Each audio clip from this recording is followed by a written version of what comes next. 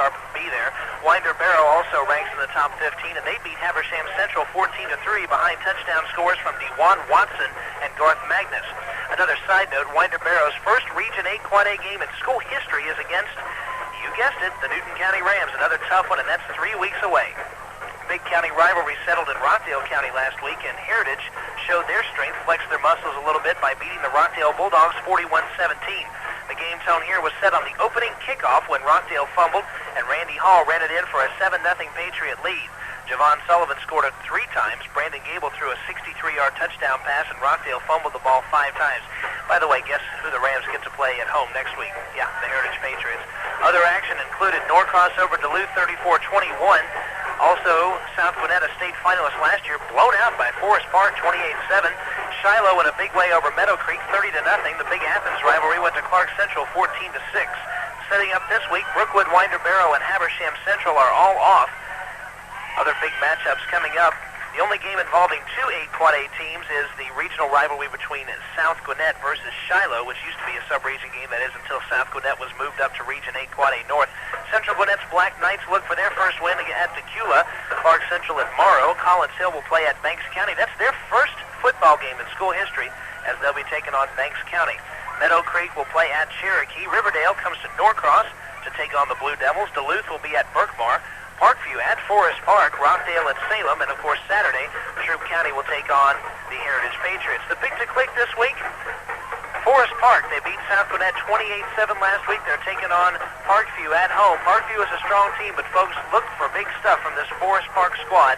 And there you have it, Kevin Holden's pick to click, something new, and if I miss this week, you probably won't hear this again. Anyway, that's the region roundup for this week. Ram action just a few minutes away. Stay tuned. Coming up on WGFS AM 1430.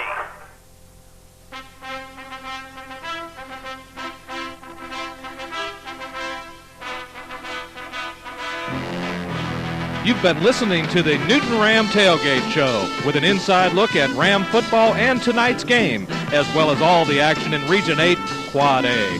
Now get ready. The war is about to begin. Ram football is right around the corner on your station for Ram Sports, WGFS AM 1430. If it involves sports and you need it, take your need to Ludi Sports Shop and Trophies, 787-3014. They've got a fine selection of baseball and football cards. For your favorite teams, they have T-shirts, caps, and sportswear. And they also make trophies. It's all under one roof at Ludi Sports Shop in the Newton Plaza Shopping Center in Covington. 787-3014. Ludi Sports Shop, 787-3014. Charles Evans Nissan says you need one tough motor oil to meet the demands of today's new car engines. So ask for the motor oil that's tested tough. So tough it puts it in writing. The motor oil is Quaker State, and Charles Evans Nissan has it. Go to Charles Evans Nissan today and see a copy of Quaker State's tough new lubrication limited warranty. It will give your new car the extra protection you're looking for. Only one tough motor oil could make a guarantee this tough, but Quaker State is one tough motor oil.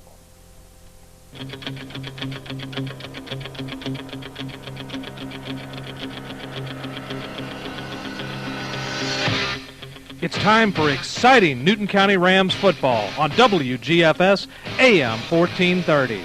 Ram football is brought to you by Bulldog Tire, Steele Jones Insurance Agency, Pippin's Barbecue, the Farm and Garden Depot, Charles Evans Nissan, Ludi Sports Shop, Carroll's Floor Covering, Newton Federal Savings and Loan, Mayfield Ace Hardware, East Metro Communications, Hayes Furniture, Coast to Coast Home and Auto, Campbell Lumber Company, Shoney's Restaurant, and Courtesy Ford.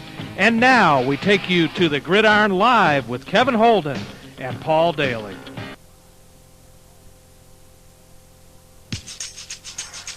And welcome back to 12 Oaks Stadium in Lovejoy, Georgia. We're about set to begin this matchup between the Newton County Rams and Mount Zion Bulldogs. Get the picture. It's the Rams in the white jerseys with the blue lettering. The Mount Zion Bulldogs, take a guess. Red and black. Good guess. Paul Dailey promises to be a great matchup tonight. What do we look for as the keys for the Rams? Looking for the speed of the Rams and also looking to see what kind of ability Mount Zion has. It's a young school. This is one of their first years in Quad A. So I'm anxious to see what's going to happen. I'm really anxious to see the speed of Newton County, but Newton County is going to be kicking off here to Mount Zion. We're going to see if the defense is geared up for tonight's game. The man who is back for the Mount Zion Bulldogs is Damian Smith. Other folks back there include Cullen Crane and Brian St. Jakes. You're going to hear a lot of names over and over from Mount Zion tonight. We'll talk about that in a minute. The kick is high and not that far. Fielded by Ricky Cato at the 25, 26-yard line. Gains out to about the 33-yard line. The kick by Billingsley, about 34 yards and about an 8-yard return. Number 80 there on Newton County, Danny Crisco on the stop. One of the younger guys getting in there and getting able to play, and that's a good way to impress the coach to get down there and make a play on the first play of the game. Mount Zion will take over now on downs. They have a first down situation at their own 34-yard line. Mount Zion band is what you hear right below us. They're just off to our right. Pretty good crowd on the Mount Zion side tonight. Snap over center. Quarterback rolls to the right side. Passes up and complete.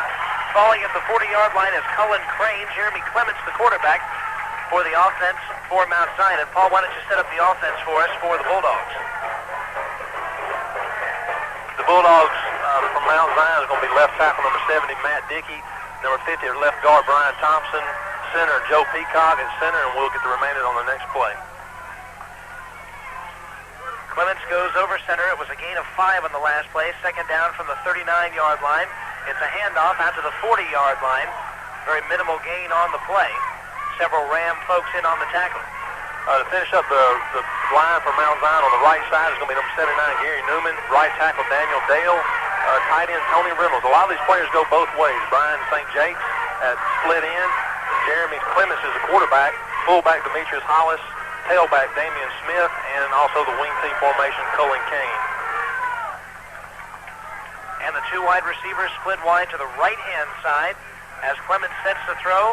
High percentage pass complete to the 40, 45, to the 50-yard line. It's the first down. He's brought out of bounds. The pass was complete to Crane. Crane past midfield and a first down for the Bulldogs. Mount Zion's offensive line is doing a terrific job of giving the quarterback, Jeremy Clements, plenty of time to set up his receivers. All they're doing now is running little curl routes to the right side. Newton County is going to have to buckle it up, and the defensive end over there, Tilly Smith, is going to have to bump that tight end and try to slow him down from getting to the curl route. And I think Coach Cook has given him that information at this time. We've yet to see a spot for the football. I have a feeling that that's because there is a penalty call that will go against the Mount Zion Bulldogs. The referees conferring and talking amongst themselves right around midfield and looking toward the Mount Zion sideline where another referee is standing. That's exactly right. Newton County's defense is again, big up front. Newton County's defense is going to be Greg Benson at defensive end. Marcelo Baines playing that defensive tackle spot. Courtney Williams is in there right now, but Jeff Blackstock is going to be playing a lot at defensive tackle. Richie Cleary at the defensive end. Jason Robbins again, the workhorse at linebacker. Kevin Johnson, which had a wonderful game also at last linebacker. James Jackson at cornerback. Forrest McCollum, Gary Brown, Alex Wiley, and Rico Williams finish up your secondary. The penalty against Mount Zion was clipping. The ball on the 35-yard line, a 15-yard penalty after the 11-yard gain. So it's third down now from the Mount Zion 35-yard line. Clements dropping way deep to pass. It's complete to Cato. Cato to the 40, to the 45. Actually just short of the 45, brought down by Rico Williams. Dropping way back there was Jeremy Clements. And on the blitz, he had one man open on the safety about 5 yards from where he was standing, which was still well behind the line of scrimmage. Excellent call there by Mount Zion. All that was a delayed screen. Newton County had a big rush on. Clements, the quarterback, backed off and dumped it off to his fullback, Demetrius Hollis, and he got for a big gain. It's going to bring up a fourth and a very short yardage, probably, let's call it less than 1 yard away. A huddle on the Mount Zion side, the Ram defense in that 4-4. Big-time reliance on the linebackers. Of course, they'll all come up nice and short. They're expecting someone to try to go for that first down. Everyone right on that line. Quarterback with a couple of delayed calls, trying to draw someone off sides. Now, time is called. A penalty flag may have been thrown, or perhaps a timeout taken. And it was a timeout. They were trying to draw the Rams offside. Now the punting unit is on. That's exactly what they were doing, Kevin. They were trying to draw Newton County's defensive front offside. Newton County showed a lot of discipline there by not jumping offside. Pretty good play there by Mount Zion just to trying to get them to jump. What they're going to do now is take the penalty, back them up 5 yards, and they're going to punt it away to Newton County. That's interesting. Considering they were only a yard short, they must not have much faith in their offense here early on. Now, talking to Coach Sidney Green, he mentioned that his team is awfully small this year. Perhaps that may have factored in there. On to punt for the Bulldogs is Steve Adams. Number 12 stands at about his 24-yard line. The ball is snapped high. No one is coming in to cover the kick. He's going to get it off. Past midfield to the 40-yard line, 35 to the 30. Cordell Benton takes it there, has open room on this side of the field to the 35, 40, 45, 50. 45, 40, 35, cuts back in, back out, 20, 15, 10, 5, there's a penalty flag, it'll be a touchdown maybe. They're going to call it clipping there, Kevin. Don't really agree with the call there. That was not a very good call by the official. The punter was the only one that saved the touchdown, and he turned his back, and he was not even in the play, and Newton County's blocker did not even hardly touch him, and that was a good acting job there by the punter for Mount Zion. Those punters and those kickers love to act, and he got an Academy Award winner on that one. The spot of the foul is at the 13 or 14-yard line, which means the Rams do not get the touchdown, so we still remain without a touchdown for the Rams or their opponents in 1994. And the call is against the Rams for clipping. It'll be a 15-yard penalty and put them at the 28-yard line. You were talking earlier, Kevin, about the Mount Zion offense struggling and wondering about going 4th and 1 in their own territory. I guess they looked at the film and saw that Newton County's defense stuck it to the 10th-ranked team in the state redan, so I guess that was a good call on their part. After the 15-yard penalty, the Rams will take over at the Mount Zion 28-yard line. Kareem Maddox, the quarterback, pitches to Adrian Carr, uses his speed on the corners to near the 20-yard line and run out of bounds there by Damian Smith and Demetrius Holland. And Paul, you talked about it just very, very briefly. For Mount Zion, several of the folks that start on offense start on defense, and Coach Green said that hurt them last week. That's exactly right. Those guys get tired. Newton County's having to do that with some key players also, but Mount Zion has to utilize both the two-platoon system even more than Newton County. They're going both ways, and those guys are going to really be tired at the end of this ball game. Second down from the 22, Kareem Maddox, your quarterback. Newton County offense exactly the same as last week. They give us to Robbins, likely in first down territory, just straight across the middle. That's the way Jason Robbins is going to run. He was the leading rusher last week in the rain. Jason's doing a terrific job of just getting the handoff, covering it up, and going right up the middle. Just a workhorse. He's like a Gerald Riggs or maybe like a Herschel Walker when he ran fullback for the Philadelphia Stars. He's doing an excellent job, Jason is, this year running fullback. It's a wishbone set with 3 backs. Cordell Benton, Patrick Gaither, and Adrian Carr. Robbins splits out to the sideline for this play. Maddox going toward the right-hand side on the option. He'll take it himself and brought down in the backfield. Not much blocking over on the right side. Maddox brought down for a loss. Number 44 there for Mount Zion, Ricky Cato, did a good job of stretching that ball, stretching the sweep out, getting him some help. The cornerback came up, and Ricky Cato is going to be credited for the tackle. Good job by that young man. Thanks to a good spot, the Rams lose about half a yard. Second down and 10. We've got 8:08 remaining. No score. The Rams are used to this. Their first game, no touchdown score. Just that field goal early in the second quarter from West Billingsley. The only scoring of that affair. Hard to believe, considering you had two teams with pretty potent offenses that night. Marcelo Bain snaps to Maddox. Maddox gives. Adrian Carr hitting the corner on the left-hand side to the 15-10. Cuts back inside 5. And touchdown Rams! Adrian Carr goes in from 17 yards out and gives the Rams a 6-0 lead. And he showed some juke moves on one of those linebackers and folks from the defense there from Mount Zion. All the weather last week held Adrian up from doing anything. The field was really wet. Right now we have a great field out here. It's dry, and he's able to cut, and he showed exactly what he could do right there. He was running towards the first pylon in the end zone, put a juke move on the guy, and left him standing there and went in for 6 points. Wes Billingsley, in his third year of handling the kicking duties for the Rams, will be on to attempt the extra point. They'll go for 1 here early in the ball game. Snap is good, hold is good, kick is up, and the kick is good. 7-0 your score. The Rams on top. 7:43 remaining in the first quarter. And we will be back right after this on WGFS AM 1430. Live game transmission courtesy of East Metro Communications, your local authorized agent for AirTouch Cellular. At Courtesy Ford in Conyers, we have started our year-end clearance early because we are overstocked by approximately $2 million with the best selection of new Ford cars and trucks in the area. If you are looking for a new car or truck, forget list price, forget 6% over invoice, forget $100 over invoice. At Courtesy Ford, you only pay factory invoice. For a pleasurable buying experience, visit the House of Courtesy, where we're never satisfied until you are. We're conveniently located just off I-20 East at exit 41 in Conyers.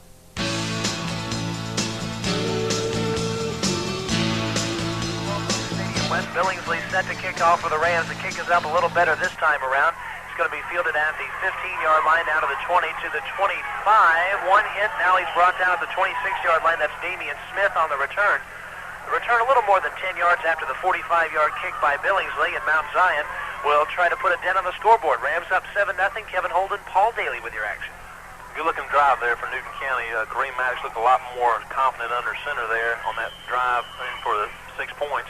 A little bit nervous in the first game, but looked like he's had a good week of practice and is ready to play. First down for Mount Zion on their own 27-yard line. Jeremy Clements lines up over center Joe Peacock. This time to get to the left-hand side, an open field to the 35 to the 40. Finally brought it out of bounds at the 42-yard line. Gary Brown took him out. That was Damian Smith on the run. That was the same play that Redan had a little success out with last Friday night. There was a little out of the wing T formation, the counter, bringing the wing back across the field. It kind of mixes up the linebackers and gets them going one way.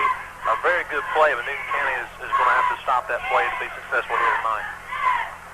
Now the Bulldogs send one receiver wide left, one in close to the quarterback on the left-hand side. Give us to Smith on the left side to the 44, 45, 46. And now he's brought down. 7 or 8 Rams in there on the tackle. Newton County's going to have to do a little bit better job of wrapping up. That was Kevin Johnson on the stop. He had to have some help from his other friends over there on the defensive line. But Newton County's going to have to wrap up and pound these guys in the ground in order to establish that they are a contending team here in Quad A football. First 2 gives to Smith are for a total of 19 yards. Expect them to go back his way. We're just over 6.5 minutes remaining in the first quarter with the Rams up a touchdown. Clements will look to pass. The pass is up and incomplete. It was dropped by Brian St. Jakes, number 25. He had it in his hands and maybe heard some footsteps and it fell out. I think he heard the footsteps of a Mr. James Jackson that was coming right towards his face, and St. Jakes saw the big 45 coming straight at him and decided, hey, I might not drop this football, and that's exactly what he did. James Jackson is perfect for that defense of the Rams. He's a tenacious all-out player. You'll see him make some big hits in the course of a game. We saw it happen last week. You'll see it throughout the year. He's a man who fits that tenacious defense of the Rams. 2 wide receivers out to the right-hand side for the Bulldogs, who are at their 45-yard line. Smith on the delay to the 50. Short of a first down, maybe. Now he gains forward up to first down territory. He had been brought down shy of a first down, but broke a tackle past midfield and into first down territory. Good effort there by the running back from Mount Zion. James Jackson again on the play. Stuck him really hard, but second effort from the running back got him across the marker and is going to pick up a first down from Mount Zion in Newton County's territory. This will be the first time in the game that either team has been in Newton County territory. It's the second first down of the quarter here for the Mount Zion Bulldogs at the Ram 47. Still over 6 minutes remaining in the game. 2 backs, 2 wideouts. Passes up. Complete this time to St. Jakes. One juke move, but then out of bounds at the 41-yard line. The man who made the final hit for the Rams, wearing number 65 this evening. It's Brett Mass. Brett Mass is in there. He's a younger player. He's in there for James Jackson, who needed a breather. Did a good job there. Newton County's going to have to stop. They're going to have to get a little bit more rush out of their defensive front. They're not doing a whole lot right there. Marcelo Baines is going to have to crank it up and use his quickness to get inside these Mount Zion offensive linemen. Second down and 4. Rams in that 4-man front with the 4 linebackers. One of them headed back. Now the give to Smith. Make that number 9. Cornell Kurt, who gains to the 35-yard line. Brought down by a couple of Ram folks there. Looks like he'll have a first down. Gary Brown came up from a safety position, and that's one thing the coaches fear. If your secondary people are making all the tackles, that means somebody's not doing their job up front. Gary Brown there's got a tackle. I've got Rico Williams down with a couple tackles. We need to go ahead and call some of these linemen with some tackles, and we haven't done that thus far in the first quarter. The 33-yard line is where the ball is spotted. Mount Zion started the drive on their own 27. They've been marching it down the field here for the last couple of minutes. Once again, the give. This time to Cato. Cato to the 27-yard line. Short of first down territory. Brought down for the Rams, number 54, Kevin Johnson. Again, the linebackers and the secondaries having to do a big job here of tackling these running backs from Mount Zion. The defensive line is going to have to establish itself. Richie Cleary and Marcelo Baines and also Doug Parrish and Telly Smith's going to have to get it together here and strap on their helmets and get ready to play football. Rams have brought some folks to the game, not as big a crowd as we had expected given the Rams' success in the first game. The pitch out toward the left side to Damian Smith. He may be at first down territory. 3 or 4 Rams brought him down. That was a quick pitch out to the left side. If someone on the defense had seen that, might have been able to intercept that as it was going out. That's exactly right. That was a little misdirection play with a quick sweep to the left side. Kevin Johnson was there to make the tackle. You expect anything from Mount Zion. They've got a pretty decent little passing game, and also that wing T that's always going to cause defensive fits. They're doing a good job on this drive. They're taking up a lot of time and moving the ball right down the field. 24-yard line, so they're a yard short of a first down. 4:21, now 4:20 remaining in quarter number 1. There's going to be a pass play on third down. Being rushed, the pass is up, and the pass is going to be tipped, almost intercepted by Gary Brown. Gary Brown kept it out of the hands of the intended receiver, Brian St. Jakes. And a good play by the sophomore, Gary Brown. Another good play there by Kevin Johnson. He applied a lot of pressure to the quarterback, Jeremy Clements. Jeremy Clements is actually a junior. He threw the ball 35 yards while being hit, so this young man can heave the ball. So it'll be a fourth down situation. They may go for it this time. On fourth down, they do. The quarterback gains way out to the 20-yard line. He ended up with a big hole just diving straight forward. Straight up the middle, right behind his big center, Joe Peacock. Marcelo Baines had to grab him by his shirt tail and pull him down, and that's the first tackle made by a down lineman for Newton County. It'll be a 3-yard gain on the 21-yard line. The ball is resting right now. First down and 10 for the Bulldogs. Slowly marching it down the field. They've only completed 1 pass in this drive. The rest of them, the other 7 plays, have been running plays. Clements once again gives to the 18-yard line. Gain of 2 or 3 yards. That give was to Cato, the fullback. Another stop by Kevin Johnson. They had a little blitz on. Newton County had a blitz with Jason Robbins going straight up the middle. He just missed the quarterback, Jeremy Clements, handing the ball off. Newton County may be trying a couple of things here to shake up this established drive by the Mount Zion. And this drive is eating up a lot of time on the scoreboard as well. It's eating up at least 4 minutes, maybe a little bit more. Once again, the give on the right side to Cato. Cato maybe to the 16-yard line. He's got some good size. He was a tailback before. Coach Green for the Mount Zion Bulldogs said they moved him to fullback. He may have found a home there. Looks like he's doing an excellent job of establishing. He's keeping his feet up under him. He's not scared of the big guys up front. He's running straight at him. That's what you need from a tailback. Forward progress in this drive. There hasn't been a single time in this drive when the Mount Zion Bulldogs have had to play for negative yardage. In fact, they've made it at least back to the line of scrimmage in every play so far in this first quarter. A pass play here, and the ball is up and not complete. Big-time pressure applied by the Ram defense. Greg Benson making the good pressure. Good job there by Greg Benson coming off the right side. Actually, the left side there applying a lot of pressure to the quarterback from Mount Zion Bulldogs. Brought him down as he was throwing. And Greg Benson is only a sophomore, so we're going to look forward to be calling his name. And he's also a tight end, so he's going to be playing a lot of plays here for Newton County in the next several years. It'll be a fourth down situation, and about 5 yards to go. It's on the 16-yard line. And they're going to have a field goal attempt, will the Bulldogs. Peyton Dowdery on to kick the field goal. Dowdery is a junior. Kick is up, and the kick is good. 7-3 your score. 2:33 remaining here in the first quarter. The Newton County Rams with the lead over the Mount Zion Bulldogs. You're listening to Newton County Rams football, courtesy of East Metro Communications, your local source for cellular phones, pagers, or two-way radio systems. Carroll's Floor Covering of Covington has everything you need for covering any floor in your home, carpet, vinyl, tile, or hardwood. With 35 years experience, interior designer available. Custom work is our specialty. We're not the largest, just the nicest. Carroll's Floor Covering is inviting you to come by and take a look at the many samples we have in stock to choose from. Carroll's Floor Covering, located at 1393 Access Road in Covington. 786-7700, 786-7700.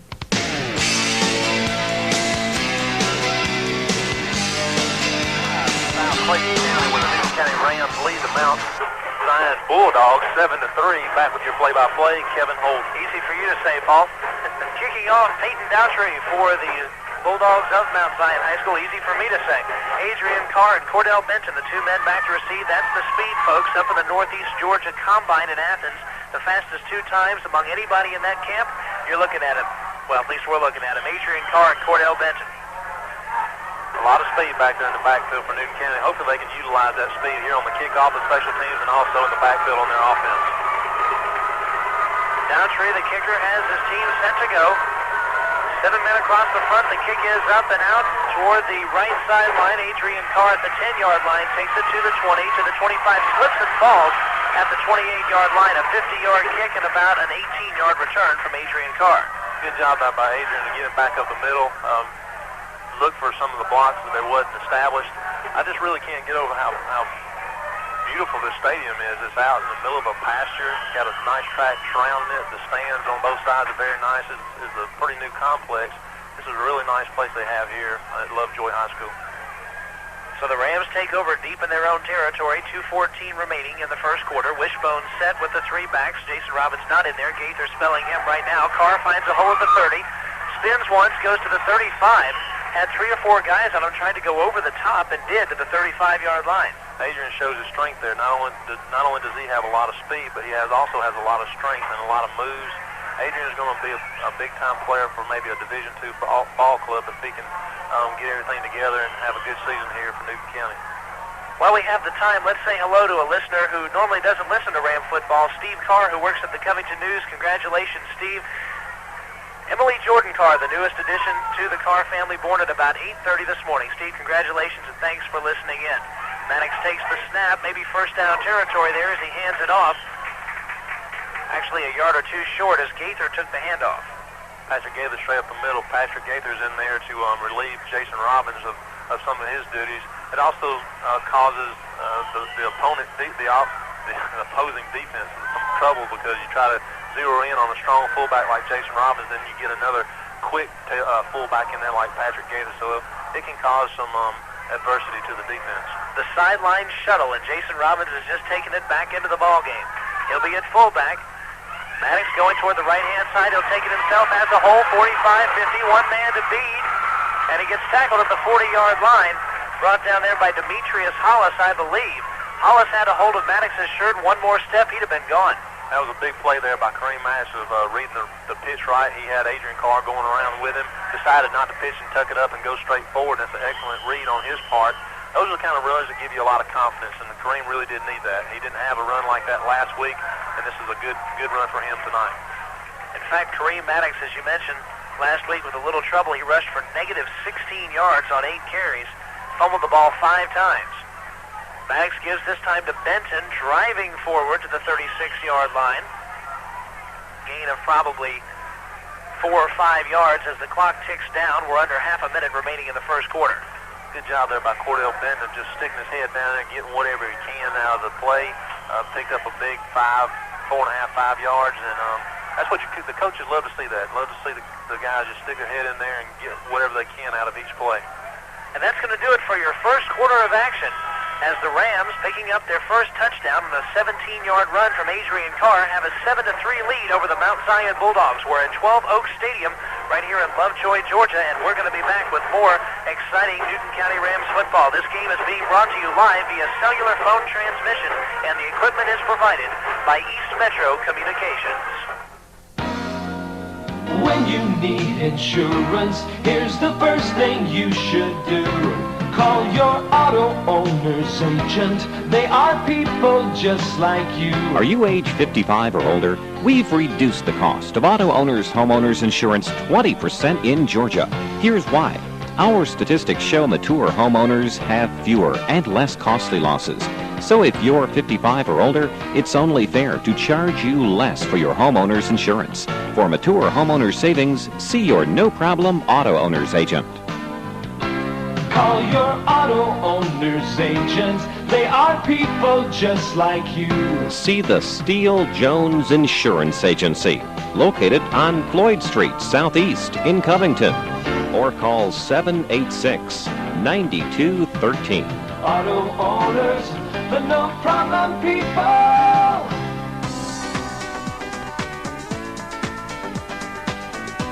Back live from Twin Oaks Stadium in South Clayton County. Back with your play-by-play, Kevin Holden. It's the Rams and the Mount Zion Bulldogs, 7-3 after 1 quarter of action. The ball is on the Mount Zion 37-yard line. A jamming night at 12 Oaks Stadium as the Mount Zion band just off to our right and below us providing the entertainment for the home crowd. Doing a lot of jamming down here to the right side. The cheerleaders are doing a lot of dancing. It was a great night for football.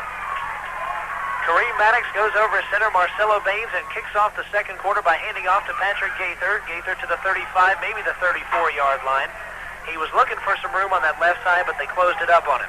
That shows you that Patrick Gaither is a tailback because he looked for the outside. As soon as he got a little opening, he looked for the outside, whereas maybe a fullback would keep it straight up the middle.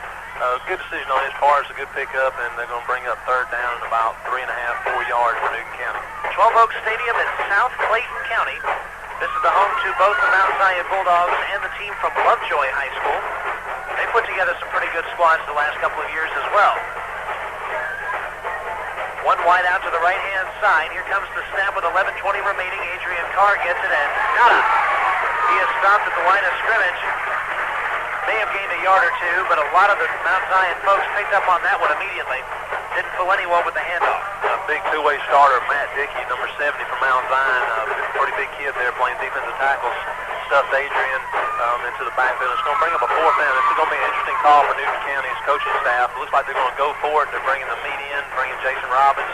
Also, some of the big tight ends going to run a 2 tight end set here. Probably go straight up the middle with their power back. Well, you saw Jason Robbins play some tight end, if I'm not mistaken, in the middle of the year last year. He played a couple games in tight end before they tried the experiment at fullback, and he's back at fullback. Maddox set to go, and yes, it is to Robbins, and yes, folks, he has a first down. He is at the 30-yard line. He just plowed forward. When you get that much momentum going for a body that big, you're not going to stop it. That's exactly right. Jason just put his head down, went straight for the flag marker and got a first down. Danny Cisco came in, played tight end along with Richie Cleary. Both of them got a good block. The center of the offensive line for Newton County did a good job of pushing the Mount Zion defense back. It's going to be first down and 10 for Newton County on the Mount Zion 30.5-yard line. So far this year, the Rams have run 55 plays from scrimmage, 54 running plays, 1 pass. Maddox once again over center. Rams haven't needed to pass so far. Maddox to the left-hand side finds a little bit of breathing room to the 26. One man brought him down there. Again, that's Matt Dickey. He's making a lot of plays in the defensive backfield. He's wanting to make the play a little bit up the field than what he's doing. Kevin, I'd like to ask you a question. How in the world do you keep up with those kinds of stats? A lot of practice. 56 plays with 54 rushers. 55 rushes. Yes, 55 rushing plays. I'm keeping a tally right over here, and I have a feeling before he gets over, it's going to be tough counting all those sticks of 5, you know. The man of statistics. One wide out to the right-hand side. Maddox goes over center. Maybe looking to pass here. It's up and incomplete. The pass was not a good one. It was intended for the tight end, Richie Cleary, but incomplete. Incomplete.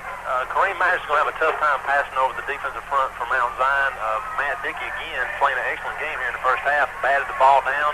Kareem's a little guy, and he's going to have a tough time of throwing that hot, straight pass right down the left side of the ball field over those big defensive front for Mount Zion. By the way, Paul, this news flash just in. 2 passing plays this year by the Rams. 2 passing plays. Kareem Maddox had a terrific passing rating, but now he's 1 out of 2, 50%. His passing rating just got cut in half. Third down and 6 yards to go from the 27-yard line here for the Rams. Deep in Mount Zion territory, looking to pad that 4-point lead. Maddox will take it himself on the option. not quite the first down territory, down at the 22-yard line. Looked at Carr for the pitch out on the option, decided to take it himself, didn't gain much. Demetrius Hollis there from Mount Zion defense did a good job. That was an excellent read there by Kareem Maddox. He looked back to pitch, and Adrian was a good ways away from him, so we found out over the last week that he's made some good decisions, because last week he may have pitched that ball. So Kareem Maddox has grew up a lot in the last week. He most certainly has, and he's had to, because the Rams will have a very tough schedule this year, and so they're going to have a very mature quarterback in order to compete in 8 Quad A South. Action there starts 3 weeks from today. Bain snaps it to Maddox, who gives to Robbins. Robbins looks like he has the first down, maybe at the 19 or 18-yard line. And time is called. Yes, the Rams do have a first down. Good job there by the left side of the Newton County's offensive front. The guys over there are Doug Parrish, T.J. Harper, Marcelo Baines. Also, Richie Cleary doing a good job of putting those guys down on the defensive front for Mount Zion. The Rams have 5 first downs. With 8 minutes and 19 seconds remaining, they'd like at least one more, and who knows, possibly even 2 more, right into the end zone of the Mount Zion Bulldogs for another score. Wishbone set with 3 backs. Mount Zion a 5-man front. Maddox hands off, perhaps to the 16, maybe even the 15-yard line. The give was to the fullback of the offense, who this time around is Patrick Gaither, and he is stopped at the 15. Brian St. Jake's there for Mount Zion making the tackle. The referee's going to call time for themselves. What we're seeing here is Newton County is establishing a lot of runs straight up the middle with their fullbacks, Patrick Gaither, and also Jason Robbins. What that's going to do later on in the game is going to free up the outside game with Adrian Carr and Cordell Bennett. We've seen Adrian get loose one time, but there's a lot of power there that just hasn't been shown yet, and I'm anxious to see Adrian get around the corner and see what the Mount Zion Bulldogs can do with him. 85 yards rushing so far by the Rams. Of course, they haven't had a passing yard yet, but again, they haven't needed to pass that much. They've only passed on the one play, and it was an incomplete pass. And from the looks of things, they may not pass much more tonight. To give this time to little Cordell Benton out to perhaps the 12, maybe the 11-yard line. Short gain and brought down. It's pretty much been 3 yards in a cloud of dust here the last several plays for the Rams. That's what Coach Cook likes. He likes that kind of football straight up the middle, get what you can, and line up and do it again. Colin Kane there on the stop from Mount Zion, and Mount Zion is finding themselves, their secondary, making a lot of the tackles. So Newton County's offensive line is doing a good job on this series. 4 yards remaining for a first down. The ball is at the Mount Zion 13-yard line. 3rd down here for Newton County's Rams. Once again, it's a handoff. He may have a first down. Cordell Benton kind of tripped toward first down territory. He had been brought down at the 11, but that may be a first down as he finally went all the way down to the 9. Newton County is staying straight up between the tackles. We have an extra coach up here in the booth with us, Chris Stars. He's asked him to go around the corner. Apparently Coach Cook hasn't seen him yet. But I think that'd be a good call if tried around the corner, maybe on the wide side of the field, on the left side, or even the right, because they're actually dead middle of the field. Maybe we should give Chris Stars one of these headsets. He can perhaps try to wire and talk to Coach Cook somewhere along the way. Ball at the 9-yard line. We've been instructed to say something about Kathy Carr, who probably went through a lot more pain than Steve Carr did to have Emily Jordan Carr. Again, it's the newest addition of the Carr family. We thank everyone in the Carr family, including the youngest one, for listening in tonight. That's going to be a first down there for Newton County. Newton County is going to have first down on the Mount Zion Bulldogs 9-yard line. A good established drive here from the Newton County Rams, and Coach Cook is sitting over there loving it. He's talking to a split end, Patrick Warren, and Newton County is going to go with a 2 tight end set here with Wishbone. Well, we'll see how the Rams are in, quote, the red zone inside the 10-yard line. 9 yards remaining for a touchdown. Here's the give, and very, very little gain. The Mount Zion defense all over it. It was straight up the middle with the run, and absolutely nothing for Jason Robbins. Good job there by D.J. Wells, the defensive tackle there from Mount Zion. He stuck Jason Robbins as he came through the middle of the interior of the line. The offensive line there for Newton County didn't really get it done, and they're going to have to stick it in here, especially when they're down here. They got to take advantage of this close to the end zone. They need to stick it in here for 6 points. Now, surprisingly, they've got 2 wideouts, one split wide to the left and one wide to the right, and 3 backs. That's interesting inside the 10-yard line, especially that since Maddox has only completed 1 pass this year. Maddox goes to the left side on the option, to the 5, maybe to the 4. A couple of folks brought him down toward the far sideline. Now we're under 6 minutes here in the second quarter with the Rams up by 4 and just a couple of yards away from padding that. Good job there by Kareem Maddox. He's outrunning his tailback to the corner. He's going to have to maybe slow down just a little bit, and he still could have pitched there. He's making good decisions on him. I'm proud to see that.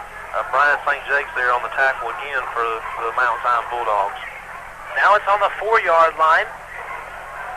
Third down situation and goal to go.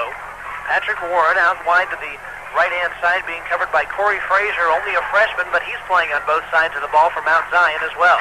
The pitch to the left side, Adrian Carr, close to a touchdown, and touchdown, Newton County Rams. Adrian Carr scores for the second time tonight from 4 yards out, makes it 13-3. I tell you what, it's just a bundle of power and talent right there. That jersey number 5. He's an extraordinary athlete, and Newton County just hasn't been able to utilize him. I just feel like he's going to break loose. Maybe not tonight. He's done it a couple of times tonight already, but I feel like he's going to have a long touchdown before this season's over with. I'm sure he's going to have several. That 17-yard run that he had back in the first quarter, his longest of the year so far, and the officials have called a timeout. 5:17 remaining. We're in the second quarter of action. 13-3 your score. Wes Billingsley standing at the 13-yard line. His holder is sitting at the 10-yard line. His holder is Danny Sisko. He's doing a good job there holding the ball for Wes Billingsley. The snap's a little low, but the hold is good. The kick is up, and it is good, and it is 14-3. The Rams on top. And we're going to be back in just a minute with more Newton County Rams football. Live game transmission courtesy of East Metro Communications, your local authorized agent for AirTouch Cellular. You know, a lot of national chain stores that offer building materials look more like a high-tech supermarket than a lumber store. Well, at Campbell Lumber Company, they use a little less computer and a lot more one-on-one personal attention. After all, that's the way Campbell Lumber Company's been doing business for years, so why fix it if it ain't broke? Why, even if it was broke, Campbell Lumber Company has probably got what it takes to fix it. 4112 Emory Street, Northwest in Covington. Like in Twin Oaks Stadium in South Lake County, Newton County on top of the Mount Zion Bulldogs, 14-3. Back with your play-by-play in the remainder of the third and second quarter. Kevin Holden. Thank you very much, Paul Dailey. Surprise, surprise. We get it quick, don't we? The kick is up and out to the 15-yard line, fielded by Cullen Crane at the 15. Has some room at the 33. Hit hard at the 33-yard line and brought down a 45-yard kick and a return of about 15 yards, actually 19 yards as it's close to the 35. A good stick there by Alex Watley there on the 35-yard line. He saved a long return there by the Mount Zion receiver. Newton County's going to have to do a little bit better job on the receiving. Wes Billings is not getting a lot on his kick, so that's making the job a little bit harder for the kickoff team. Mount Zion from the 34 with their first play here of quarter number 2. It'll be a passing play. Passes up complete to the 43-4-yard line and taken out of bounds there. The pass was complete to that same Cullen Crane. And the pass was complete from the quarterback Jeremy Clements for a gain of almost 10 yards. He's going to be another tired young man. Cullen Kane is going to be. He's doing a little bit of limping there. He may have been shaken up there. James Jackson on the tackle. He's doing a good job out there on the curl route. Need to go ahead and maybe try to defend it a little bit better, get your hands up, maybe try to deflect the ball. They're about a yard and a half away from a first down, are the Mount Zion Bulldogs, after that 9-yard pass completion. Clements handing off, little open room for Smith, who is at the 49, Damian Smith, a junior, into first down territory. It's the first down of this quarter and the 5th of the game for the Bulldogs. Every time Mount Zion has needed a couple yards, they go straight to that wing T counter play, and it's been very successful for them, picking up 4 or 5 yards here, maybe 6 or 7 there. Newton County have to do a better job of defending that, and that's going to be a lot of responsibilities on the linebackers. Wing T set with 2 backs, couple of receivers, both out to the right-hand side. Give this time it's straight up the middle and really nothing there. He stopped at the 50-yard line. On the first down play, they tried to go straight over middle. Looked like it may have been over tackle, but didn't get much there. Good job there, Marcelo Baines and also Kevin Johnson on the tackle. Only a very minimal pickup. Marcelo's doing a good job of using his quickness. Rico Williams and everybody's doing a good job here. Newton County is going to have to establish their defense tonight. They've done a good job so far, but they need to go ahead and start hitting a little bit harder and make themselves known. That handoff, by the way, was to number 31, who isn't listed on the Mount Zion roster. You fill in a name here. Passes up complete to the 45-yard line. He's still up. 4 or 5 guys down. They finally bring him down. One guy was holding on to his shirt of the 45. That they'll give him forward progress to the 43-yard line. That pass complete to Corey Frazier. Bad news, I think. It looks like, I don't know what the call is going to be. Hopefully it's not going to be a late hit. The referees are talking. Actually, it's going to be a clip against Mount Zion, so that's going to back them up. Luckily, Newton County didn't get called there for a late hit. That's one of the things you love, though, Kevin. You get one of your friends just to hold up the guy, and it just gives you a great chance to plow him over. And that's exactly what Terrence McCollum did there, and Kevin Johnson probably over there patting him on the head going to appreciate it. Well, Kevin Johnson certainly is a terrific player for that Ram defense. The pass was complete for a total of 3 yards, and the penalty will go against the Mount Zion Bulldogs. So from the 46-yard line of Newton County, we're now backed up to the Mount Zion 38.5. That's the kind of plays that'll kill you, and Mount Zion's coach is real upset. You know, instead of having first and 10, you got third and median. So Mount Zion coaching staff is not too happy at this point. So it's second down and a full 21 yards to go. The pass is up and complete to number 8, Cullen Crane. Crane with a pass, and it is complete to Brian St. Jake. St. Jake now past midfield to the 30 to the 20. Gary Brown and Torrance McCullen took him out of bounds. That was an interesting play there. 2 passes on the same play. 1 pass laterally to Crane. Crane made the pass complete to St. Jake's. Actually, Alex Swatley bit on that play. It was just a pass out to the side, kind of like a little flea flicker where the receiver catches the ball and then throws downfield. Alex Swatley bit there. He was running up to make a tackle on the first receiver and was caught, and luckily Thomas McCollum was there to run him down. 41 yards and a first down, so the penalty is completely negated. Handoff is to Smith. He is tackled behind the line of scrimmage. Big guy in there on the defense. Miko Usher there playing, and he had a real good game last week. He's doing a good job in here filling in for Jason Robbins. Newton County's going to have to buckle it up right here, especially down deep in their own territory. A gain of 2. Second down, 8 yards to go. The ball on the Newton County 18-yard line. 14-3 your score. It's the Rams on top, approaching the 2-minute mark remaining in the second quarter. We have plenty coming up for you at halftime, but now let's concentrate on the final 2 minutes of action as Clemens takes the snap, looking to pass. The pass is up a short one, complete to Cato, to the 15, maybe the 14-yard line, and he slides to his knees there. As he's brought down by a Ram defender, it'll bring up a third down situation. Again, Jamiko Usher there on the play, and Coach Cook has got to be pleased with the play from Jamiko Usher because both of his linebackers are graduating. Kevin Johnson is going to be gone after this season. Also, Jason Robin will be gone. So Coach Cook is going to be definitely pleased with the play of Jamiko Usher in tonight's game, and especially last week. Third down situation. A long 3, a short 4. It's on the 13-yard line. Mount Zion with only 1:22 to try to put it across. They've got the good passing game. It's up and almost intercepted. Torrance McCollum nearly picked that off. Cullen Crane was the intended receiver. Bounced off his hands and McCollum's hands, and we have a flag. Kind of anxious to see what they're going to call here. Torrance McCollum was going up to make the hit, and actually the ball hit him on the hands and into the helmet, so almost an interception. That would have been big for Newton County. The referees are sitting there talking about it. These players are pointing at the other player, so it's going to be a personal foul against Newton County. The clock has stopped with 1 minute and 15 seconds remaining. The personal foul goes against the Rams. That's the kind of play, if it's called on you, the referee kind of walks over there and tells the head coach who the penalty was on, and that's when you kind of hide and huddle and make sure the coach don't see you because he may pull you out, and I think that's exactly what he's doing right now. Number 6, Torrance McCullum, will be splitting wide to the sideline, and he's going to get a lesson from one of the assistant coaches who is right up in the face mask talking to him right now. Paul, you probably know that isn't the greatest of feelings there. No, Kevin Beakey there, he's the defense coordinator. He's giving him a little bit of talk, and I'm sure they're not talking about tomorrow's game of Georgia and Tennessee. So I'm sure he's telling him that he needs to keep his head, especially down here deep in your own territory, and personal fouls and penalties like that will just devastate you.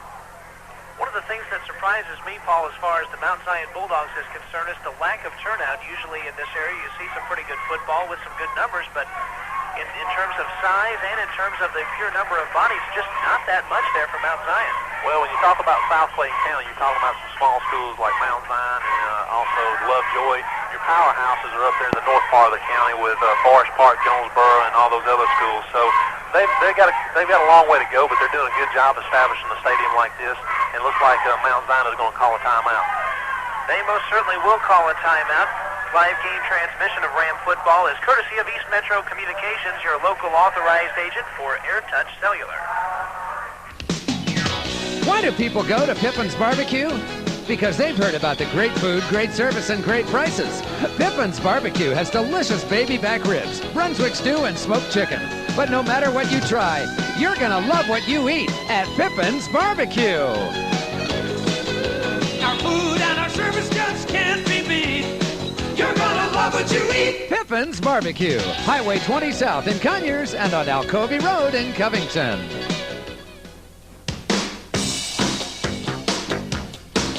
First down situation, the Mount Zion Bulldogs have the ball on the Newton Rams 6-yard line, 14-3, the Rams on top, 75 seconds remaining. I have this strange urge to say, get the picture, but I'm not going to say it. Actually, I just did. Jeremy Clements over center, 6 yards from Mount Zion, and they'll have a score. You can hear the crowd get behind their Bulldogs. With 75 seconds remaining to give and no yardage there. It was straight up the middle, but the Rams all over that play. It'll bring up second down at 5 yards. The give was to Cato.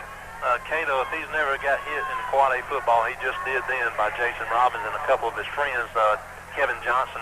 They just welcomed him to the great atmosphere in the world of quad A football. I'm sure he'll remember that hit for a long time. Welcome. Second down, 5 yards, away from a score. Joe Peacock, the center, set to snap the ball as Clements has his offense ready, looking for the short pass. It's up and complete. Touchdown, Mount Zion Bulldogs. The pass was complete to Brian St. Jakes, who made a terrific play, diving toward the far sideline to catch the ball. I tell you what, that was an excellent reception there by Brian St. Jakes. He's got to be a tired young man. Not only is he playing wide receiver, but he's also playing cornerback for the defense.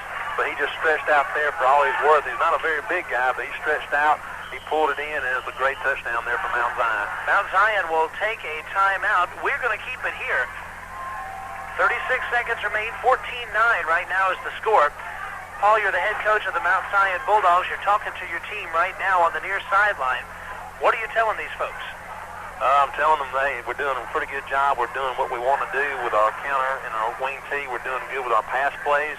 I think they're really discussing here about going for two, and probably wouldn't be a bad choice. Looks like the coaches are going to evaluate what Newton County's coaching staff is doing and look for Mount Zion here to go for two. If they do and they convert, they will be a field goal away from the Rams. That certainly puts you in much better position than being four-back. If you are four-back, if you go for one and make it, you'd be four-back. And then you'd have to score a touchdown, and if you're five-back, you're in the same situation. Scoring a touchdown, you'd have the lead. Well, last week when we was watching the Newton Redan game, I went out there and I called.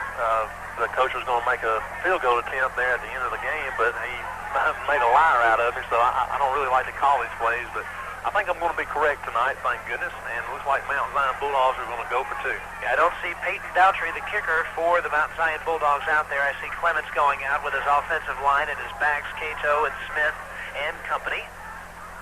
They'll be on the 3-yard line, looking for the extra point attempt. From the Newton 3, Clements once again looks to pass, splitting toward the sideline. The pass is up, intercepted by Jason Robbins, who falls at the 1-yard line. So the 2-point attempt is no good, and your score is 14-9, 36 seconds remaining in the first half.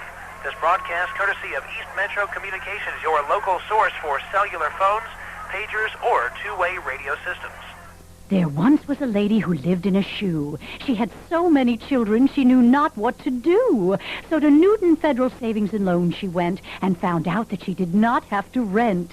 She was told of an affordable real estate loan and moved out of the shoe and into a home. At Newton Federal, a real estate loan to fit your budget is as simple as a nursery rhyme. We lead you all the way through the process, making it easy to understand with helpful, knowledgeable service.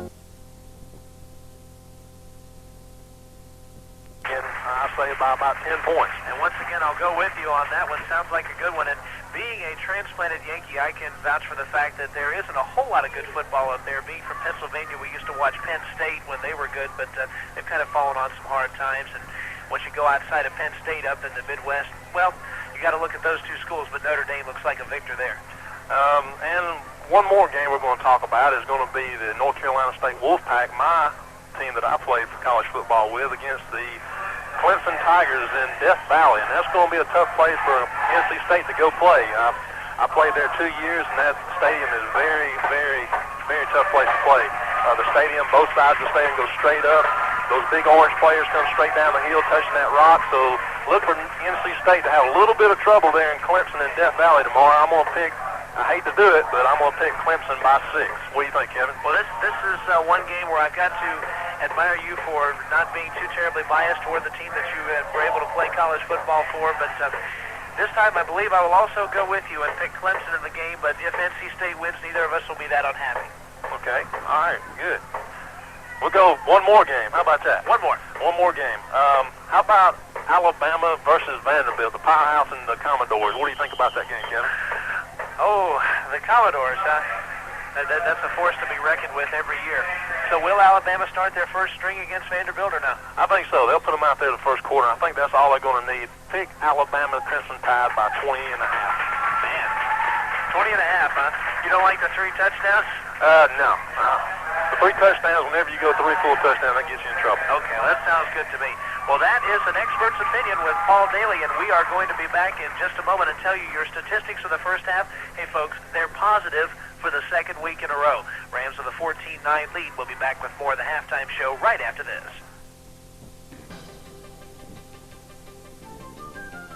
If you have a big job for a chainsaw, get a chainsaw that's built to take it.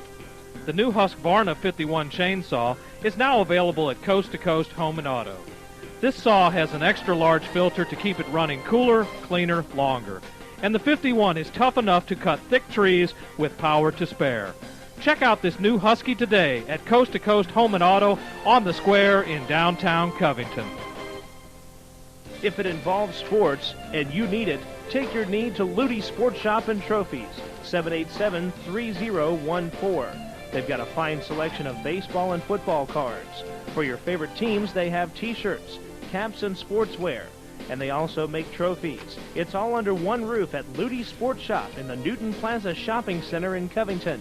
787-3014. Ludi Sports Shop, 787-3014. At Courtesy Ford in Conyers, we have started our year-end clearance early because we are overstocked by approximately $2 million with the best selection of new Ford cars and trucks in the area.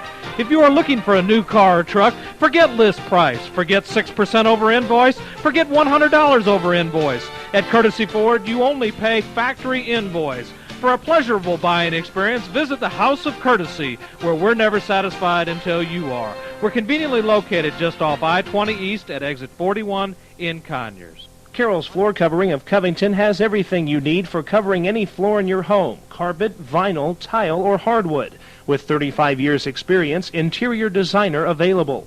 Custom work is our specialty. We're not the largest, just the nicest. Carroll's Floor Covering is inviting you to come by and take a look at the many samples we have in stock to choose from. Carroll's Floor Covering, located at 1393 Access Road in Covington. 786-7700, 786-7700.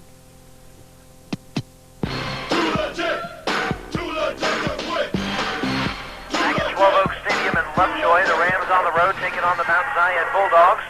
The band on the field right now, performing for the folks here on the home side. Rams up 14-9. We'll give you your statistics of the first half, but first of all, Paul Dailey, fresh off our opinions of the college game, let's take a look at the second half of this game. We're actually back at the first half to start with, where the Rams have been able to establish something on offense, some sustained drives, and they've been able to hit the corners, especially Adrian Carr, who's looked very strong early. They put Adrian out on the corner just a few times, and he's had a lot of success out there. Newton County has established the game straight up between the tackles and done a good job with the fullbacks, Jason Robinson, Patrick Gaither, also running the counter up there with Cordell Benton. But look for the Newton County to go ahead and around the corners in the second half with Adrian Carr. We have a dry field out here. Adrian's got tremendous speed. He's also got tremendous moves that maybe the secondary from Mount Zion cannot handle. And I'm sure Coach Cook is going to see that from what he saw in the first half and look for Newton County to open it up in the second half. And how about Kareem Maddox, who has done a tremendous amount of maturing in the last 7 days? This man has probably matured 3 years inside in 7 days. He's looked a lot better tonight. Whatever Kareem's done over the last 7 days, I'd like to find out what he's done because he's done a lot of maturing over the last 7 days. I have yet to see him make a real bad mistake as far as fishing the ball or making a bad decision. Besides the last play of the game where he held up and didn't go to one knee to run the clock out, every decision he's made has been a good one. He's doing an excellent job, and I'm really proud of him. I'm proud of the offensive line. Newton's defense is doing a good job. I keep wanting to say Newton County, but we've got to get in the mode of saying Newton High. That's going to be very tough for me being a graduate of Newton High, but as they say, with the addition of the transitional school over the east side, it's Newton High Rams. Well, the tough men in the broadcast industry have to adjust to anything, so we'll have to adjust to that. It is the Newton Rams on top. And Paul, the Mount Zion Bulldogs threw a tremendous number of high percentage passes in that first half. Do you look for more of that in the second half from the Bulldogs? Oh, sure. If you got something working, don't change it until it doesn't work anymore. And I'm sure the coaches from Mount Zion is talking about that at halftime. Their short little passes, their curl routes, also their flat passes have been working tremendously for them. They haven't had a whole lot of success going straight down the field, and that's due to the speed of Newton County secondary. Have a lot of speed back there with Alex Watley and also Forrest McCollum and Gary Brown working in the center field out there. But I'm sure Mount Zion is going to stay with the passing game, and Newton County will probably stay with their running game. They've only had a couple of passes here in the first 2 games.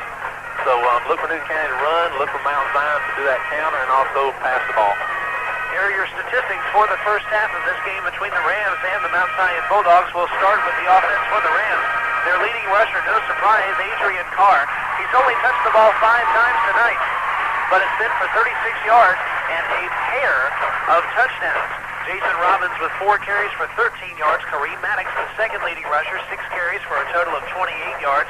Patrick Gaither with 3 carries for a total of 8 yards, and Cordell Benton 3 carries for 11 yards. All in all, the Rams 96 total yards on 21 carries. Folks, they have already exceeded their rushing total from all of last week's game against the Redan Raiders. Now, from the other side of the football, the Mount Zion Bulldogs have been led by Smith, their running back, 6 carries for 38 yards. That's Damian Smith. The second leading rusher has been Cato, 5 carries for 11 yards. Kirk with a carry for 8 yards. Clemens has carried the ball 1 time for 3 yards. All in all, for the Mount Zion Bulldogs in this ball game, a total of 62 rushing yards. Now, the air is where they have gotten the job done. Jeremy Clemens is 8 for 12. That's an amazing success ratio. He did throw a lot of high percentage short passes, but he has 88 yards on his 8 completions, an average of 11 yards per completion. He has thrown for a touchdown. The leading receiver so far has been Brian St. Jakes, 3 receptions for a total of 52 yards and 1 touchdown. And without the air game, Mount Zion would have nothing on the scoreboard right now. They did kick 1 field goal, but again, the passes set up that field goal, and of course the passes were the only touchdown for the Bulldogs tonight. Newton County is doing a good job on the defensive line. I've been taking a couple of stats here for the tackles. Of course, when you look at defense on Newton County, you always look to their senior linebackers, and that tells a story here in the first half.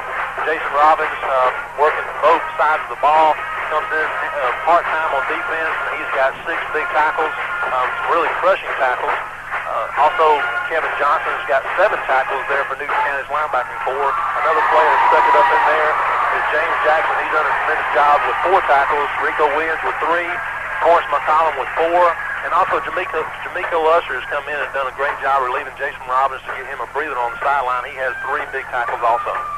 The Newton County Blue Rambler Band, the Newton High Blue Rambler Band, over on the near sideline. I noticed they have new jackets with NHS as opposed to NCHS as they make the transition to Newton High School. Eastside Transitional School plays their first football game of the year tomorrow night at Homer Sharp Stadium. It'll be the first game in school history. They'll be taking on Newton County's 9th grade team. That's sure to draw a big crowd, and Paul, the community certainly has to be excited about kicking off a second football program. I think that's what rejuvenated the football atmosphere in Rockdale County with the establishment of Heritage several years back. Rockdale was once one-dimensional with just Rockdale County High School, and Newton County is following. They're about 10 years behind, but now that we're going to have two high schools in our community, that's going to set up a big rivalry about 4 years from now. And I'm anxious to see how Eastside coaching staff with Jeff Fantone over there, used to be a former coach here at Newton High, how he's doing, and we'll see tomorrow how the freshman squad at Eastside is going to match up against the freshman squad here from Newton High. We're going to be back to talk a little more about the first half and set up the second half of action right after this, the halftime show on WGFS AM 1430. When you need insurance, here's the first thing you should do. Call your auto owner's agent. They are people just like you. If you're age 55 or older, you've earned an auto insurance discount from Auto Owners Insurance. Our statistics show drivers 55 and older have fewer and less costly accidents, so it's only fair to charge you less for your personal auto insurance. To find out how much you can save, contact the No Problem People, your Auto Owners Insurance agent today. Call your auto owner's agent. They are people just like you. See the Steele Jones Insurance Agency, located on Floyd Street, Southeast, in Covington. Or call 786-9213. Auto owners, the no problem people.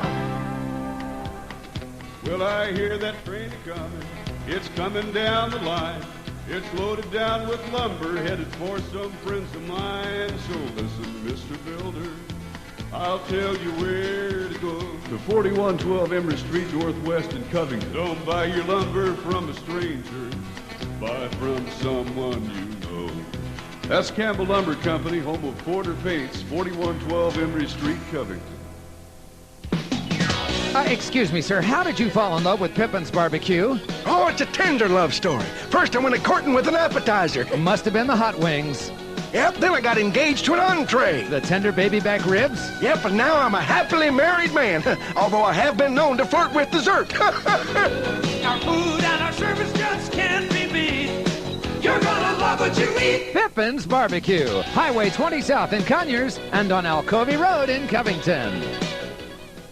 There once was a lady who lived in a shoe. She had so many children she knew not what to do.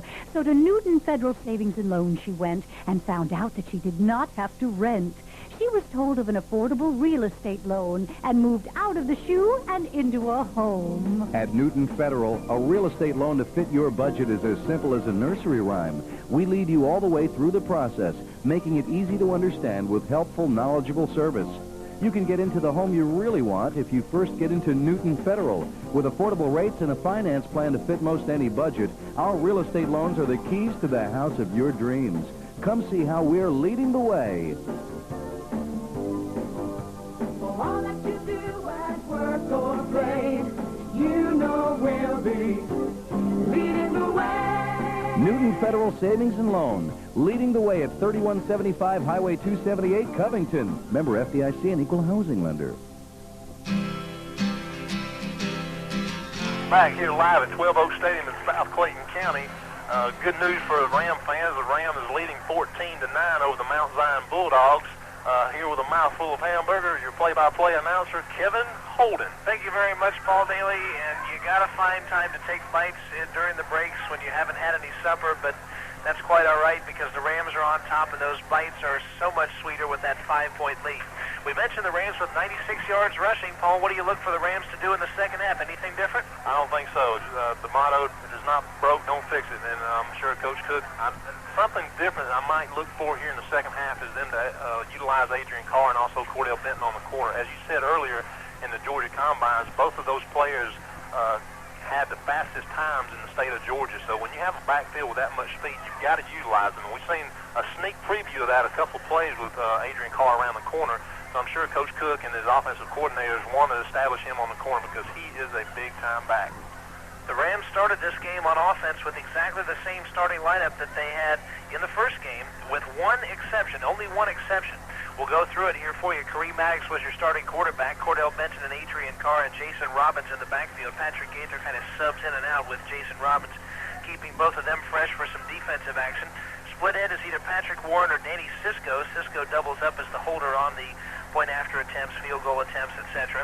Across the line, T.J. Harper at left tackle, Doug Parrish at left guard, Marcella Baines at center, Torrance Brown the right guard. The right tackle is the one change for this week.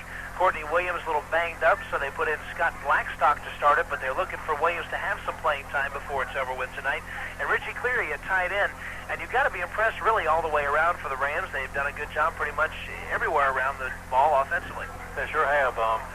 Not only have the fullbacks and the quarterbacks done a good job, the offensive line has done a good job too, but there's always room for improvement. I'm sure Coach Cook has told his offensive line, and he got some big guys up there with T.J. Harper and Doug Parrish and Marcelo Baines. He looks like Marcelo and Kareem has done a good job of working out that snap that they were having a problem with against Redan.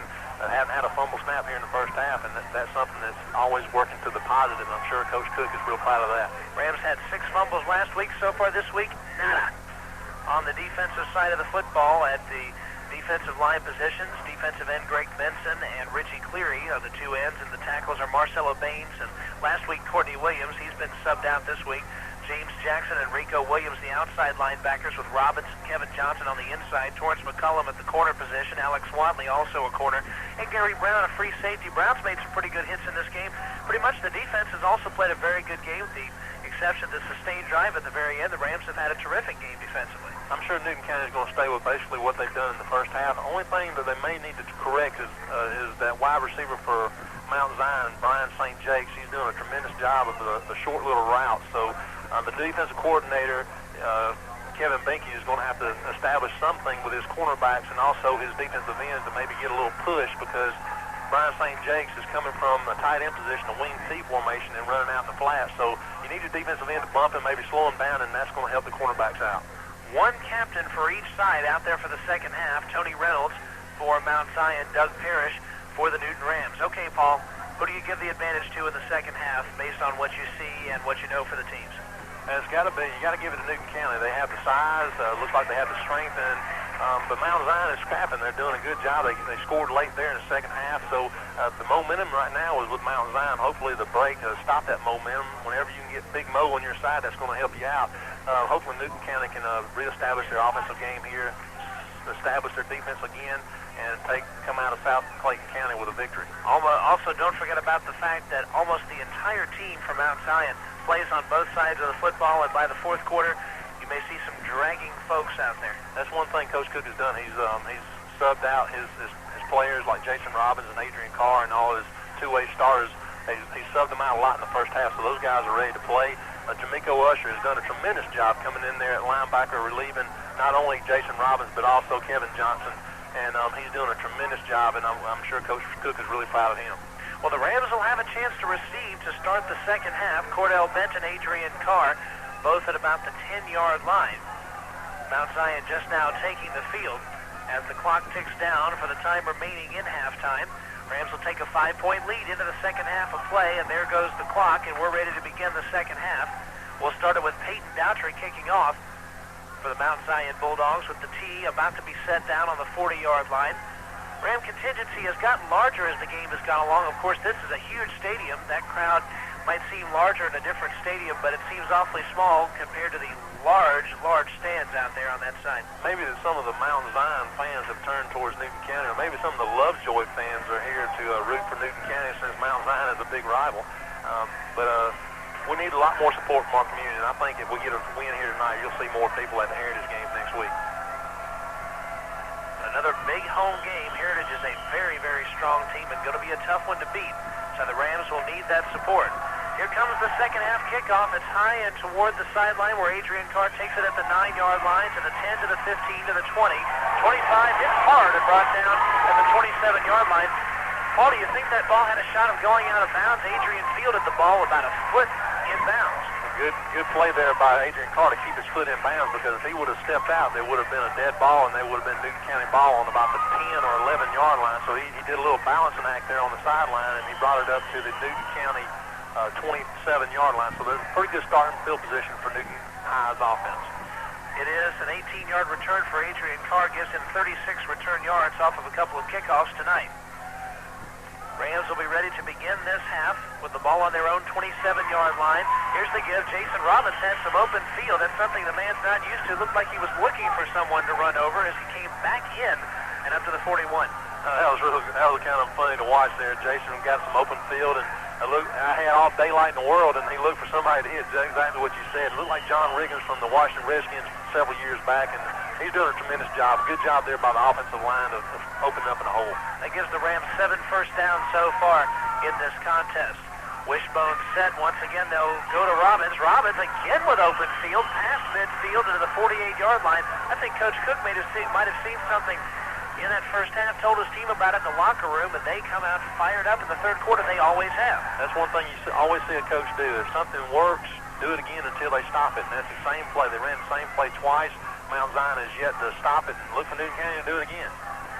One thing about this Ram team that you can say, they always come out with a good plan in the third quarter. The Rams last year outscored their opponents by a very wide margin in the third quarter. That tells you the folks are ready to play in that second half. Robbins takes it again. Look at this open field. 40, 35, 30. He's still up to the 25-yard line. Oh, my. Jason Robbins toward the near sideline, gaining almost 20 yards. Look at Jason Robbins, the big fullback, running like some big tailback, gained major yardage. 3 plays and nearly 50 yards for Robbins. That's a la John Riggins right there. He's running the same play just to the other side of the field and picked up big yardage. And they're going to have to relieve Jason. He's breathing pretty heavily. They're bringing in Patrick Gaither, who's got tremendous speed. So let's see what Newton County can do. Another first down. 3 plays, 3 first downs. They marched the ball 47 yards in 3 plays. This time it is to Kareem Maddox. There's a fumble at the 25-yard line. The officials have yet to call who has the football. That may have been a missed handoff. And the ball is going to be, well, there's a timeout. And I believe Newton County has the football. Yes, they do. That's a sigh of relief for all you Ram fans. It's on the 25-yard line, a fumble, but it is recovered. It is the first fumble of the night, and you've got to give the Rams credit for that, but that was awfully scary, especially after the momentum they've gotten. That brought back memories from last Friday night in the Homer Sharp Stadium. That's the first bad decision from Kareem Maddox. Hopefully he can learn from that and not do it again. That's a bad decision on his part. Newton County has a second down and 9. The clock reads 10:07 left in the third quarter. Maddox will pitch out to Cordell Benton. Has a little bit of a hole, cuts in once, now to the 20 to the 15-yard line. And he falls down there close to a first down. Newton County is doing a tremendous job of getting wide and turning it right back in. And Cordell Benton, being a small player like he is, he's not scared to hit somebody. And he stood Brian St. Jake's up straight up and ran right over him. And he's doing a tremendous job out there. Newton County's got to put it on the corner, and they're doing a good job of that here early in the third quarter. Patrick Ward is the wide receiver. He comes far out to the left-hand side, being guarded by Corey Frazier. The Rams have still attempted only 1 pass tonight and only 2 in their first 2 games of the year. That's a testimony to the strength of that running game. This one is to Benton. Benton on the right-hand side to the 12-yard line. Just now brought down as a host of tacklers stood him up at the 12. Probably first down territory for Cordell Benton. Good job there by Adrian Carr leading the Cordell into that hole. Adrian picked up a big block. Number 88 there from Mount Zion, a big player. His name is Tony Reynolds. He's also a senior. That's actually the first time we called his number tonight. Big kid. Reminds me something like the Jason Jones we saw from Redan last week. Not as big, but very similar in stature. Now it's first down and 10. The Rams at the Mount Zion 13. Got a different set. Looks a little more like a wing T set with just Jason Robbins in the backfield and a couple of folks to either side of the line to give his to Robbins. Robbins finds a hole, has a little bit of open field out to the 4-yard line. Somebody got flipped out there at the 2. Robbins is down at the 4-yard line. Somebody got turned completely around. Looked like he was doing a cartwheel. It looked like Richie Clear down there in downfield trying to make a block and decided not to hit the guy because it would have been a clip, so he made a good decision of going over the player and just doing a flip. Looked good, and I'm sure he'll like watching that on the video when he watches it on Monday morning. Richie Cleary, a baseball player, and this time around does his impression of Ozzie Smith.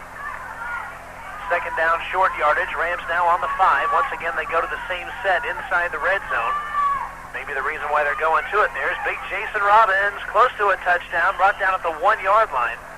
Very, very close to a touchdown. In fact, at the last moment, someone stuck their body in and just barely kept him out of the end zone. Something we're seeing here different in the second half with Jason Robbins running. He's lifting his head up. He's looking downfield to some possibilities, and that's a big difference right now. He's picking up his legs. He's looking downfield, and I think that's what's changed the style a little bit. Not only is he just burying his line, like in the first half, just burying straight through the line, he's lifting his head up, he's looking downfield, and that's shown a tremendous difference here in the second half. Jason Robbins was the leading rusher last week, and his technique wasn't completely right. He's refining it still. That is a scary thought. Third down on the Mount, make that first down on the Mount Zion 1-yard line. Maddox going to take the snap, may just take it in himself. Baines snaps the give again to Robbins, and touchdown, Newton County Rams. Robbins in from the 1-yard line, puts the Rams up 20-9. Good job there by the offensive unit for Newton County. That's one of the things you want to see when a workhorse like Jason Robbins work most of the field all the way down the field with a couple of large runs.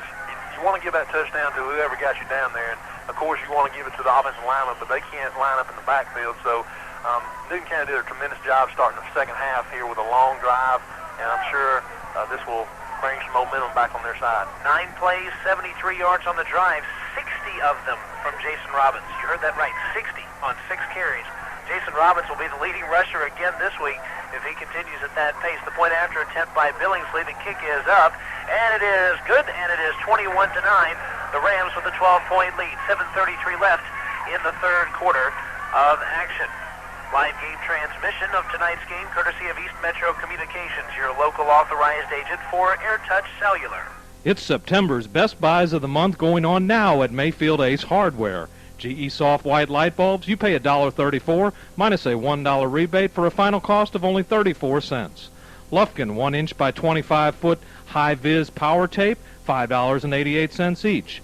Ace Hardware 100% silicone sealant, $2.49 each. And Ace 5-star semi-gloss latex enamel, only $8.88 a gallon. That's September's Best Buys of the Month going on now at Mayfield Ace Hardware on the Square and in Newton Plaza.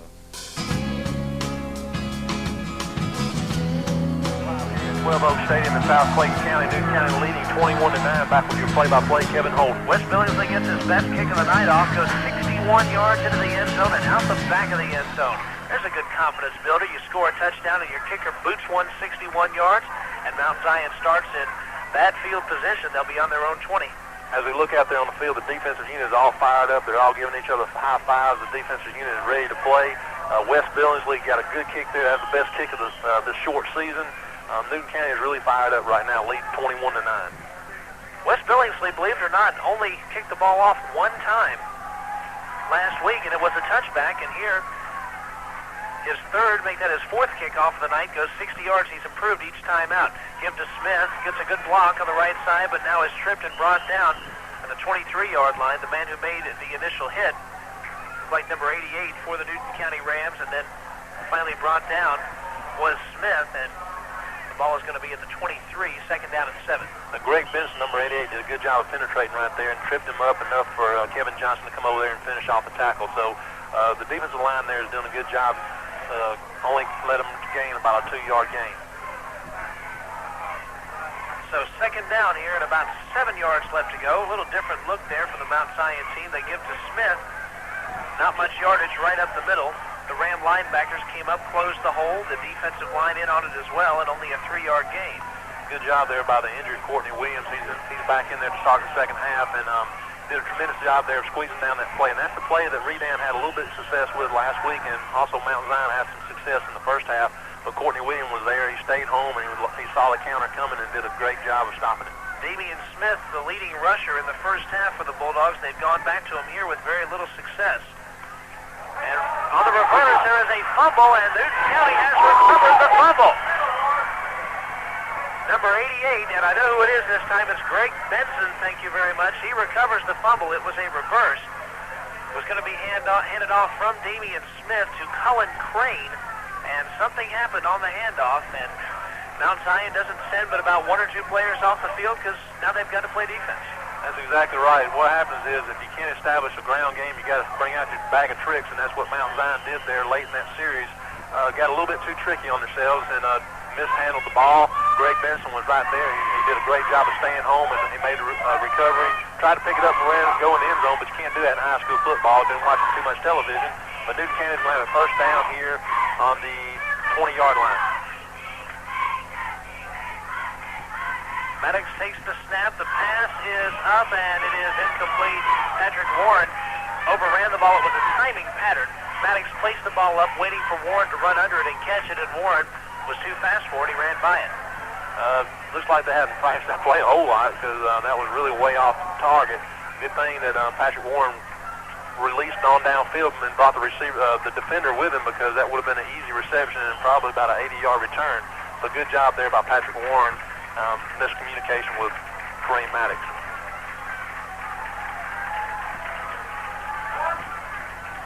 Second down now from the 21-yard line. By the way, if you're keeping a tally, that's 3 passing plays for the Rams here in 1994. Maddox brought down in the backfield.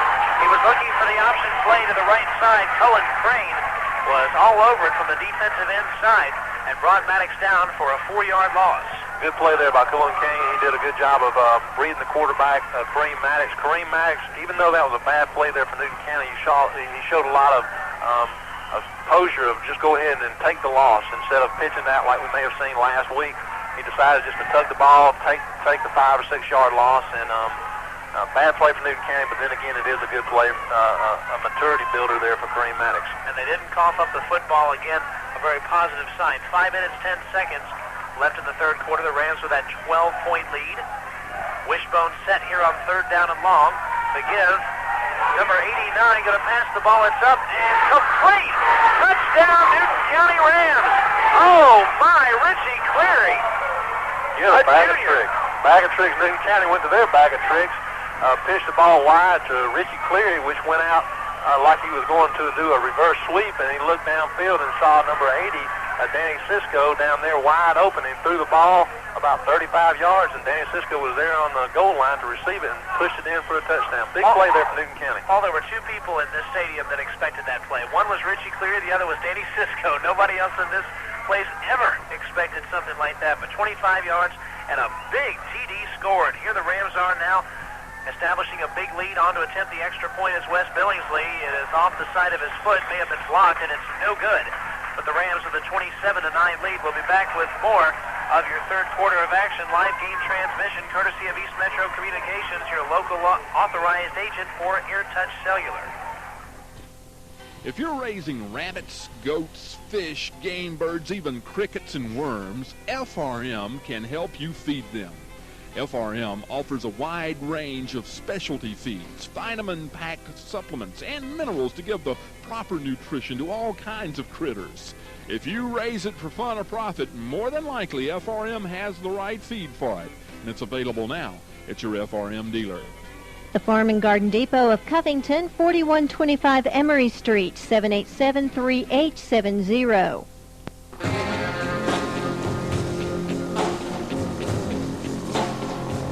Back live here with Newton County football. Newton County leading 27-9 against the Mount Zion Bulldogs. Back with your play-by-play, Kevin Holden. And back with your kickoff, Wes Billingsley. Tony Down, of course, Jerry Mathers as the Beaver. There's the kickoff. It is another good one, booted toward the end zone. It'll go out the back of the end zone.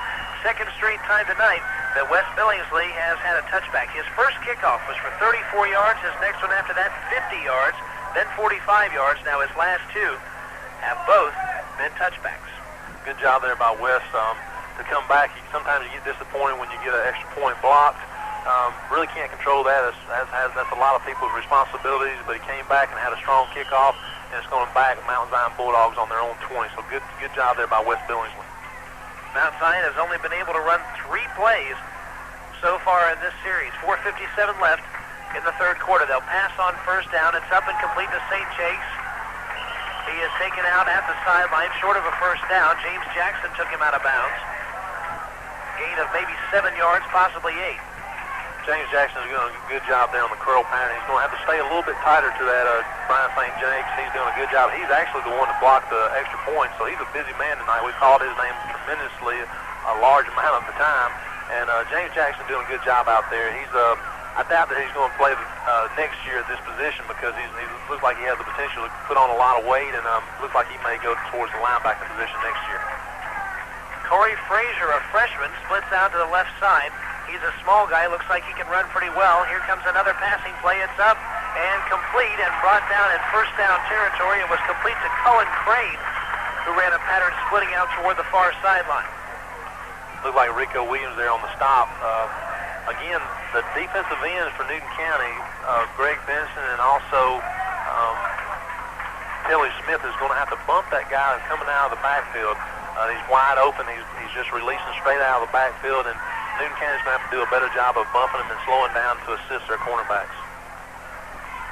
The ball is going to be spotted at the 33. No, it'll be taken from the spot of a penalty, and the penalty will be against the Rams. So from the 26-yard line, the penalty is marked off, and the ball will be placed at the 43. That's a big penalty. They called the roughing the passer on one of the defensive county defensive ends. A little anxious there. He can't hit the quarterback after he's thrown the ball. I know this is one of the things you really want to do as a defensive lineman. You want to cream the quarterback, but you got to give him a little bit of respect and not hit him while he's after he's thrown the ball. So this is going to back Newton County up. Another pass play. Clements looking deep this time, and it is incomplete. And there will be a penalty flag on the play. Raising his hands in triumph is Cullen Crane. My guess is that there is going to be a pass interference here against the Ram defense and Alex Watley, who stood behind Cullen Crane. I really didn't see that, Kevin. I didn't see the reception or the attempt for the reception. I was watching the defensive lineman going towards the quarterback and almost got a roughing the passer again called against him. Really didn't see it. Newton County's coaching staff is arguing the call. Of course, Mountain Zion is pleased with the referee's call, but this is going to back Newton County back up, and looks like Mountain Zion is establishing a big series here with the assistance of the stripe people out there, the referees. The Rams do lead 27-9 in this affair, but if you had to point to one negative aspect so far, it's been the penalty yards. Looks like that one's a 15-yard penalty? Another 15-yard penalty. That's two back-to-back. A roughing the passer, which is 15 yards and a first down, and now they have a pass interference, which is another 15 yards. So you're talking about 30 yards, and Mount Zion hasn't had to do a thing to receive those 30 yards. 67 penalty yards right now for the Rams in this game. First down on the Ram 42-yard line. Clements with a handoff and very, very little yardage there. The Rams right on top of that play, a gain of possibly a yard, maybe two at the most. Good read there by Kevin Johnson, which is playing real deep as a linebacker. He read that play from the get-go. He did a good job of reading it, and he put a real big hit on the running back from Mount Zion. Now spotted just shy of the 40-yard line. We're going to be under the 4-minute mark left to play here in just a moment. Mount Zion with consecutive first downs on consecutive 15-yard penalties against Newton County. Again, we mentioned it gives them almost 70 yards in penalty yards already, and we're a little over halfway through the third quarter. Another passing play here on third down, and he's hit hard, and the ball is jarred loose. It is picked up by Cullen Crane, who is tackled at the 38-yard line. Somebody hit Jeremy Clements in a major way and knocked the ball loose. Jamiko Usher again, just playing a tremendous job of coming in and substituting. Jamiko Usher rushed the quarterback. A bad call for from the referees. The quarterback Jeremy Clements was in motion. He was throwing the ball, and they call it a fumble. Just really don't understand that. The referee missed that call. Rams have a man down on the field. The coaching staff, as well as a couple of the trainers, are going to tend after this man down. We did not see who it was that was down. We certainly do not want to speculate as to who it could be that's down. He's at the 38-yard line. There are several of the coaches, as we mentioned. The coaching staff ran out there immediately, and a couple of the EMS folks look like they're out there as well, tending to this man. He is motionless on the 38-yard line, just sprawled out after that play. There were some big hits right there at the 38 as Cullen Crane caught that football. Good penetration there from the Newton County. They had a little blitz on with Jamiko Usher from the linebacker position running in with a blitz and pressured the quarterback. He was in his motion throwing the ball. The referees determined that it was a fumble. Didn't go Newton County's way, but it did. It's still going to bring up a 3rd and long for Mount Zion.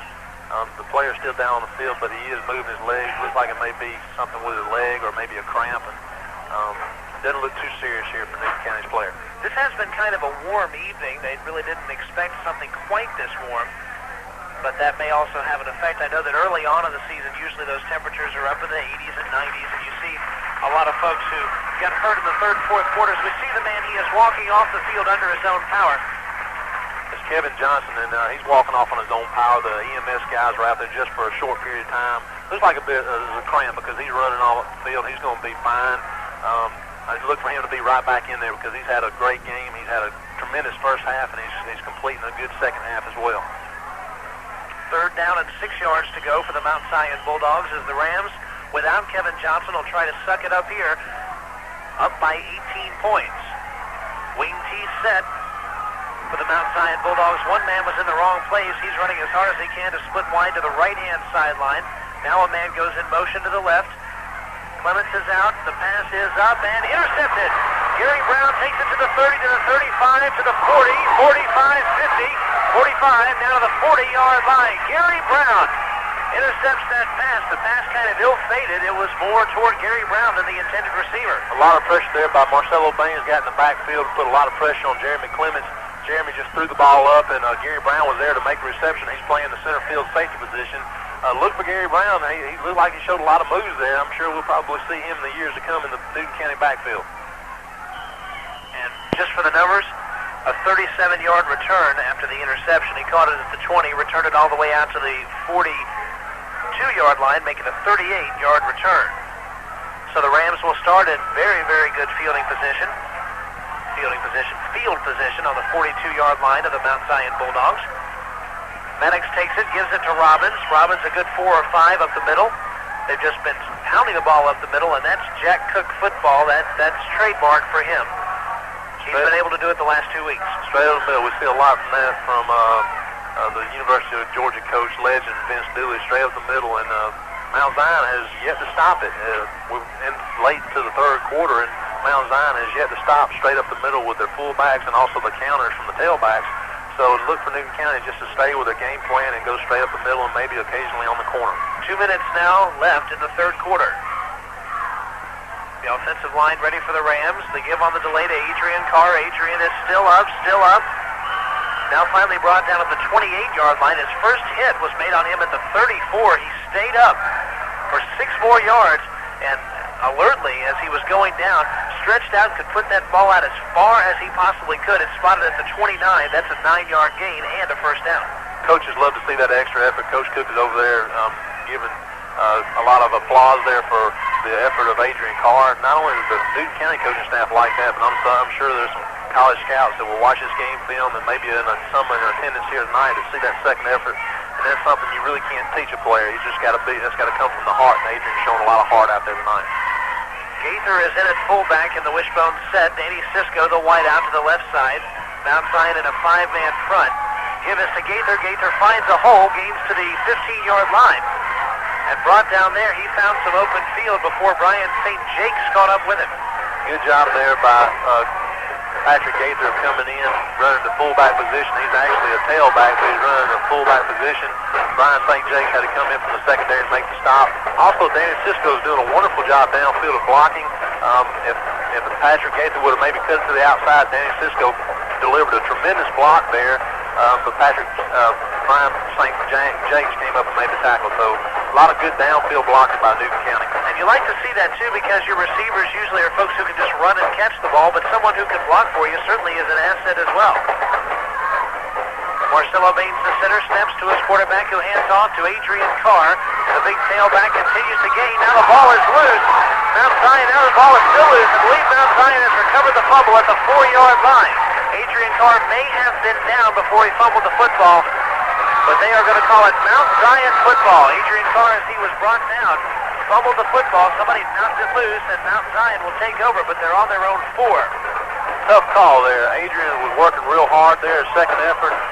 He's not really arguing the call, which you never really want your players to do that, but looked like his knee may have been on the ground, but, we're way up here on the press box. Not going to second guess the referee's call. No one's really arguing the call, so tough luck there for Newton County, but they're back. A good established drive. They back Mount Zion back up here. If the defense can just hold them for 3 plays, Newton County can get right back in there and work hard on the offensive side of the ball.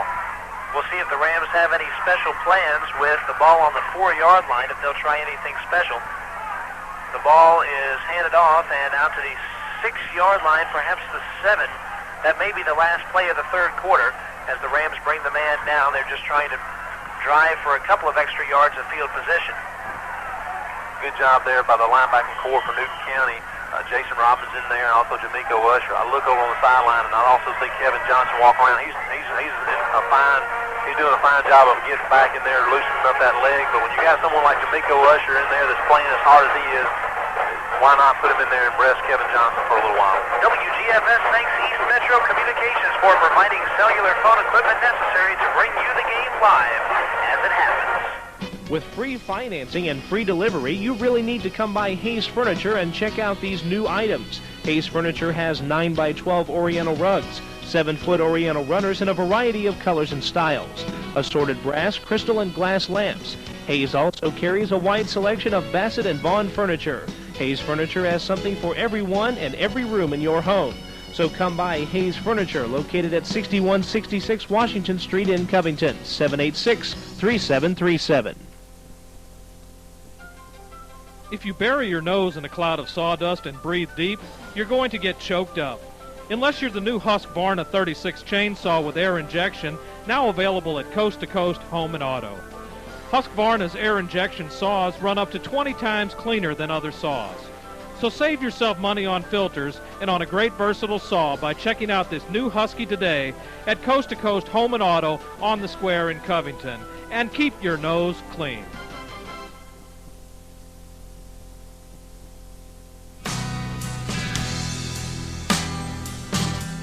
Back with your fourth quarter action. Kevin Holden with the play-by-play. Clements will drop back to pass for the Bulldogs. He's brought down. That could be a safety. And it is. The Ram defense charges and gets an extra 2 points on the safety. Guess who it is, Kevin? Number 52, Marcelo Baines. He's so quick right up there in the middle, and the quarterback went back to pass. Jeremy Clements from Mount Zion went back to pass. Kind of a chancy thing to do right there, especially with the quickness of Newton County's front line. And Marcelo Baines gets on the scoreboard there and gets 2 points for his team. And actually gets back to miss an extra point. So they're going to be, Newton County's going to be leading this ball game 29-9. Fourth quarter of action, 11:55 remaining. And now after the safety, Mount Zion will have to kick off. So the Rams not only get the 2 points, but they also get the ball. That's the first safety that I think we've seen as a broadcast team. They didn't have one last year. That's got to be so demoralizing for a team. Not only do you give 2 points to the other team, you got to sit there and you got to kick it off to them again. So that's got to be demoralizing for the Mount Zion Bulldogs. They have a choice here on the when they kick it off. They can kick it off from kickoff position, or they can punt it. It looks like they brought the tee out there. It looks like the guy's going to kick it off from the 20-yard line. So this should give Newton County excellent field position. My question to you is, why the 20? That's just the way the rules state it. You back it up to the 20. I don't really know the ruling on that, but that's the way it's been for a long time. You're rewarding the team that got the safeties, giving them the ball back, plus giving them 2 points. So from the 20-yard line, set to kick it off is Peyton Dowtry, and the crowd here tries to get up a little cheer for him, but again, that has to be a demoralizing thing. The kick is up, and once again, it's toward Adrian Carr's side. He fields it at the 31-yard line to the 40, tries to split out to the right side, east-west, 45-50, still up, 45. Ball is on the ground at the 43-yard line. We'll see who has the football. Once again, Adrian Carr has fumbled the football. Looks like Adrian's trying a little bit too hard to put some juke moves on people. Looks like Newton County may have retained possession, and they do. But Adrian is working just a little bit too hard. He had plenty of return yards there. He tried to make a little extra effort. Looks like number 65 for Newton County, Brett Mass, come up with a heads-up play of recovering the football. The kick was 49 yards. The return from Adrian Carr, 27 yards, including the fumble and the recovery. Going back to the safety play, not many times do a lineman, a defensive lineman, or offensive lineman get a chance to score, but Marcelo Baines being a center on the offensive side of the ball and also a defensive nose guard or tackle for the defense, he gets a chance to score. Not often do those big guys get to do that, and I'm sure he's thrilled to death.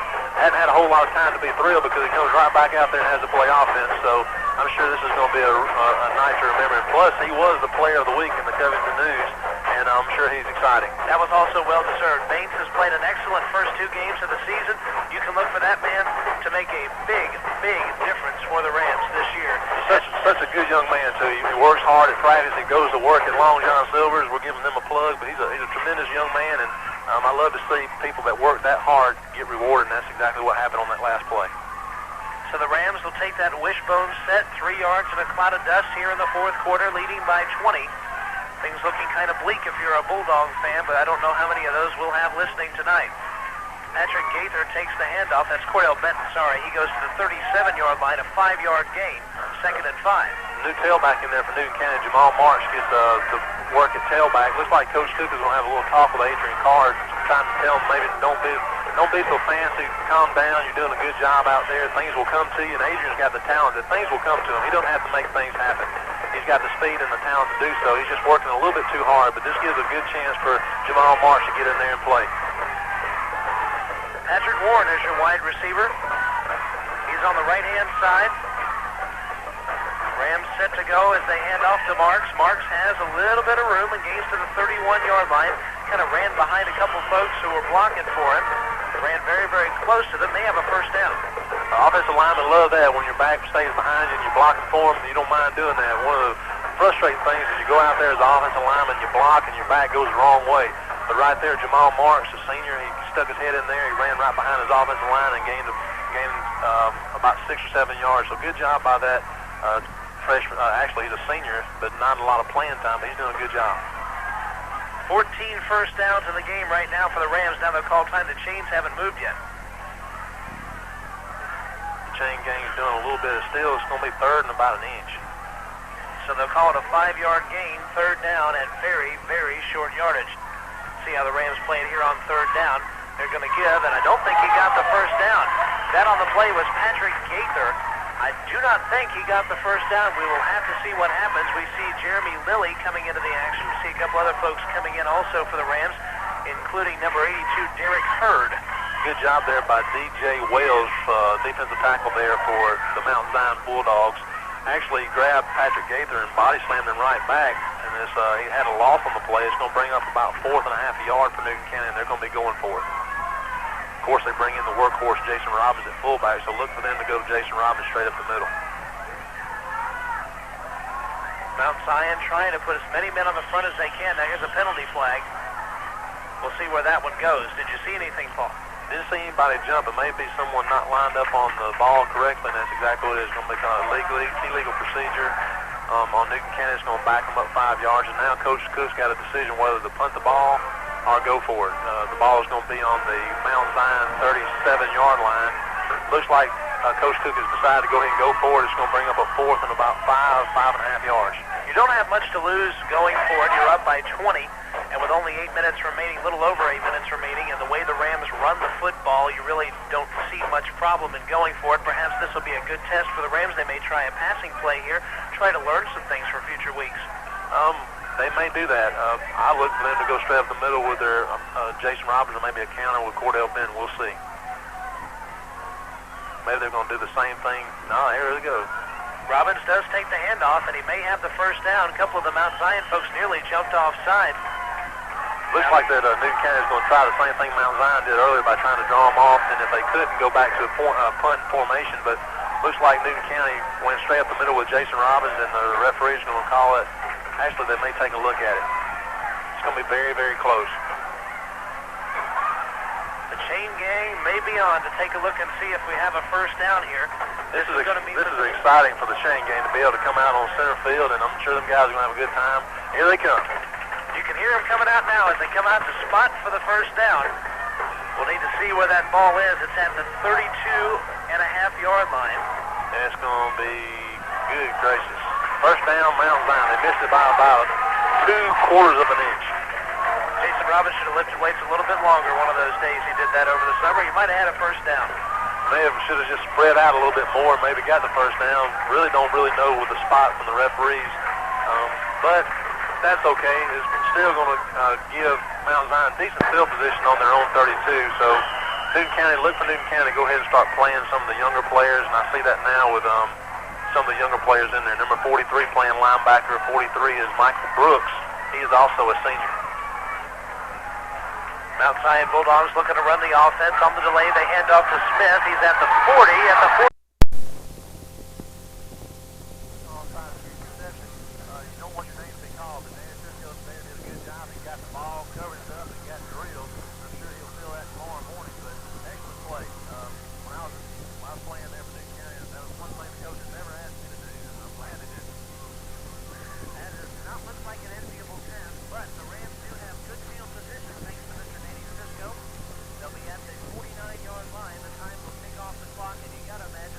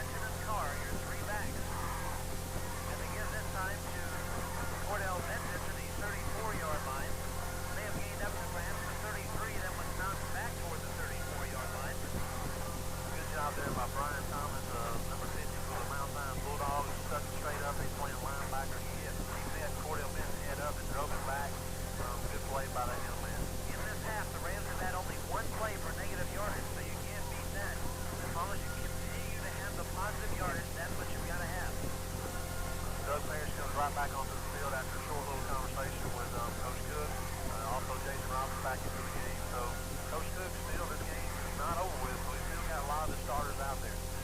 96 yards for the Rams in the first half, 168 so far in the second, for a total of 264 yards of total offense, the running and the passing game. Maddox hands off, but not much yardage. The ball is grabbed at the 31-yard line.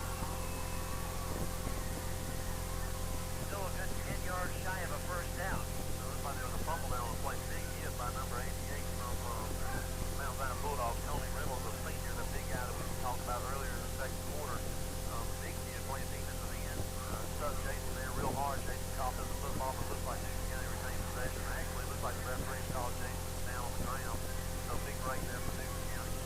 Third down, the Rams will have pretty good distance to go. 13 yards, as a matter of fact, and again, with a lead of 2 touchdowns, the Rams could perhaps test out their passing game here. They're going to need it when they take on the tough sub-region opponent. Newton's going to have to hurry up and get this play off. They're flirting with the delay of game here. They're going to go ahead and get the ball snapped. Rams have taken a long time between each play. Maddox sparks one signal, now another, now has the snap and hands off to Robbins, who has some room and a little open field out to the 20-yard line. That could be a first down for the Rams. Jason Robbins has seen as much open field as any back for the Rams tonight. That means one thing, good blocking. Good blocking from the offensive line. Marcelo Baines, Doug Parrish, C.J. Harper, Torrance Brown, and Courtney Williams doing a tremendous job up front. Also, Jason Robbins doing a good job of keeping his head up and running the ball. And you can't say too much, you can't say enough for Kareem Maddox with the reading. That's all starts with the quarterback, and he's doing a tremendous job of reading the wishbone. He's just matured so much over the last 7 days.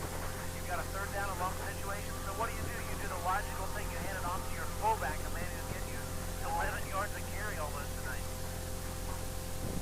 Maddox set to take the snap. This gives to the right-hand side. Appears to be to Patrick Gaither to the 17-yard line. Gain of 4. Good job there by Cordell Benson. He received the handoff going on the right side. Went between the tackles. The Newton County is staying between the tackles. They still really haven't established an outside game. They flirted with it a couple of times. Very surprised from the Newton County offense not going outside. But you go back to the theory, if it's not broke, don't fix it. Just continue to do what works for you. That's what Coach Cook is doing. Mount Zion will soon have to take some time out. There's only a minute 36 left. The Rams are great at running time off the clock. They started this drive with 6 minutes remaining here in the fourth quarter. Now it's under a minute and a half. And Maddox once again will hand off. This is Marks on the handoff to the 14-yard line, a couple of yard gain. And Mount Zion has got to start thinking about taking some time out. Very surprised we haven't seen a timeout from the Mount Zion Bulldogs coaching staff yet. It's very frustrating because you get Newton County third and long, and you don't really want to burn up a timeout there if you're Mount Zion because you want to leave all your timeouts for your offense. And then Newton County comes up with a long first down run. It's very frustrating, I'm sure, for Mount Zion coaching staff. Now, if you're the Rams, if you pick up a first down, you've got the game pretty much captured. 52 seconds left in your ball game. Maddox is talking things over with his back. Tonight, the Rams take a delay of game penalty here. 45 seconds left. Time is called. Here's the penalty flag. My guess, delay of game against Newton County. I don't think I'm going out on a limb for this one. No, you're exactly right, Kevin. It's going to be a delay against Newton County. It's going to back them up 5 yards. It's going to bring up about third, close to 10 yards.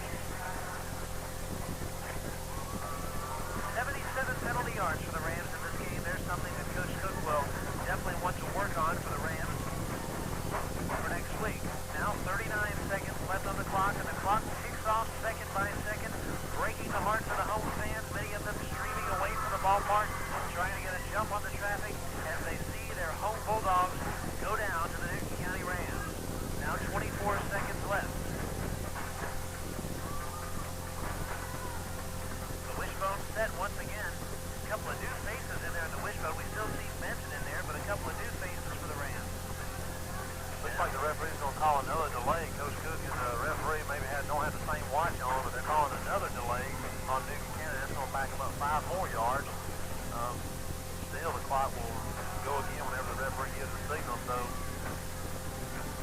something strange there. I've never really seen a delay back, 2 delays back to back. But that's exactly what happened there on that play. The clock starts again with 10 seconds remaining. 7 seconds. 6, 5, 4. Don't think they're going to get a playoff here before it's over with. 1,